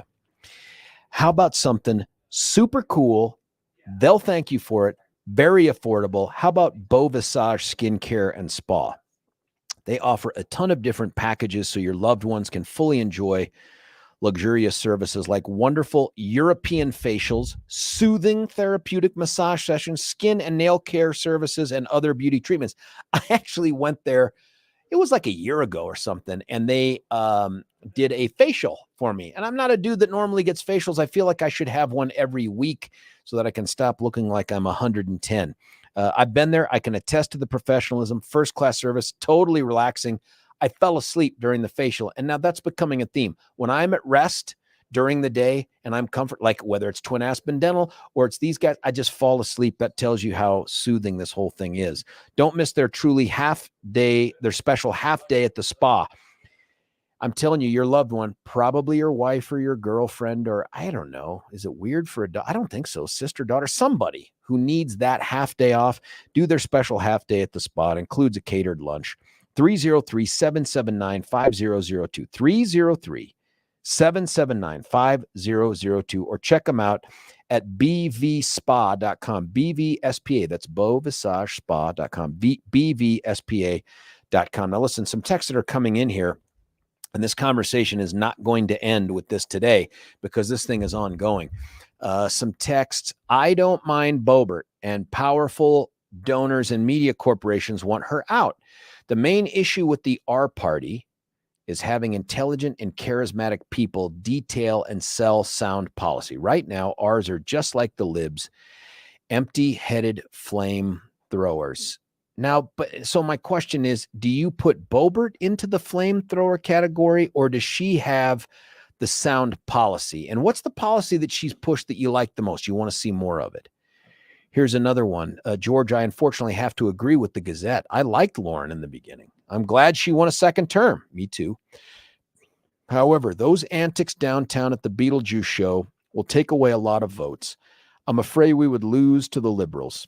So I think we need someone else to run. That's very interesting to me. And I think that's the direction the Gazette has gone. This is not so much anti-Lauren as it is pro gotta win the seat, gotta hold the seat. With a 5-seat majority in the House, can't afford to lose one because of the shenanigans that the libs in the media blew up that took place at the Beetlejuice thing. And that one strikes me. I told Billy this off air. That thing at the Beetlejuice thing, it just strikes me as an unforced error, kind of like Singleton yesterday, who I think cost us the football game. I really do. That ridiculous confrontation with the quarterback for the Texans, Stroud, just unnecessary. It gave them a new birth of freedom there, right there near the end zone. And sure enough, bang, they scored the touchdown that made the difference we just couldn't recover from. Here's one. I'd like to see Lauren walk away. Oh, that's a little sexist. I can't read that last part, but here's one. She promised to do, it's funny, but it's just not right. Yes, she promised to do that, and she is, oh, here's what it is. Step down. Oh, yeah. Oh, this is great. Someone had texted in about Twin Aspen saying, hey, their wife is going to go in there today, and she promised to say that she's a 710 listener, and she's also going to ask to meet Shiloh. That's fantastic, man. I'm sure Shiloh will be like, what? I didn't sign up for this, but that'll be awesome. Do it. She's such a cool kid. Here's one. At least conservative firebrand like Bobert doesn't curse like progressive Rashid. Well, that's true too, man. Who's calling for Rashid Tlaib in her party, in Tlaib's party to go? She's contra. How about Ilhan Omar? Dang. Says, yes, Bobert is a flamethrower. Yes, she is a flamethrower, but is she our good flamethrower? The thing I'm worried about here is, can she win the general? It's a 9-point advantage in that district. 9 points is a ton. Won by 500 votes. That tells you there were significant defections. Would it be worse this time around? First off, this Frisch guy is fundraising a ton. And I like that, by the way, because those are dollars that won't be spent in other races. So just hear me out. And Lauren's always been good to come on the radio. I'm going to have her back on. But what if she left the race, not fought a pitch battle at the primary? What if she left the race to go do whatever? I don't know if it's the Fox News thing or if it's some other consulting thing. I don't care. But what if she did? All of that stuff that the Dems are fundraising off of right now, all of the flame throwing, bomb throwing, Beetlejuice throwing, whatever it is, it's all gone. It's all gone instantly. And now what is Aspenite Adam Frisch's pitch against Jeff Hurd? And I don't know Jeff. I haven't met Jeff. I'll probably have Jeff on the radio at some point. But what if that's all off the table? What are they now going to spend their money on? How are they going to bridge a 9-point gap in registration if they take all of that away? I don't know. But that money is trapped in the 3rd CD. Can't go anywhere else. Can't be used to fight in the 8th or the 4th. It's stuck right there in the 3rd. And it's almost like we have just sucked them into giving all that money to a place where it's not going to make a difference. Well, this conversation isn't over. It is for today, of course, but not long term. Listen, thanks to all the callers, the listeners. Loved having Vincent Turnbull on. We'll be with him tomorrow at Step Denver. Billy and I live at Step Denver.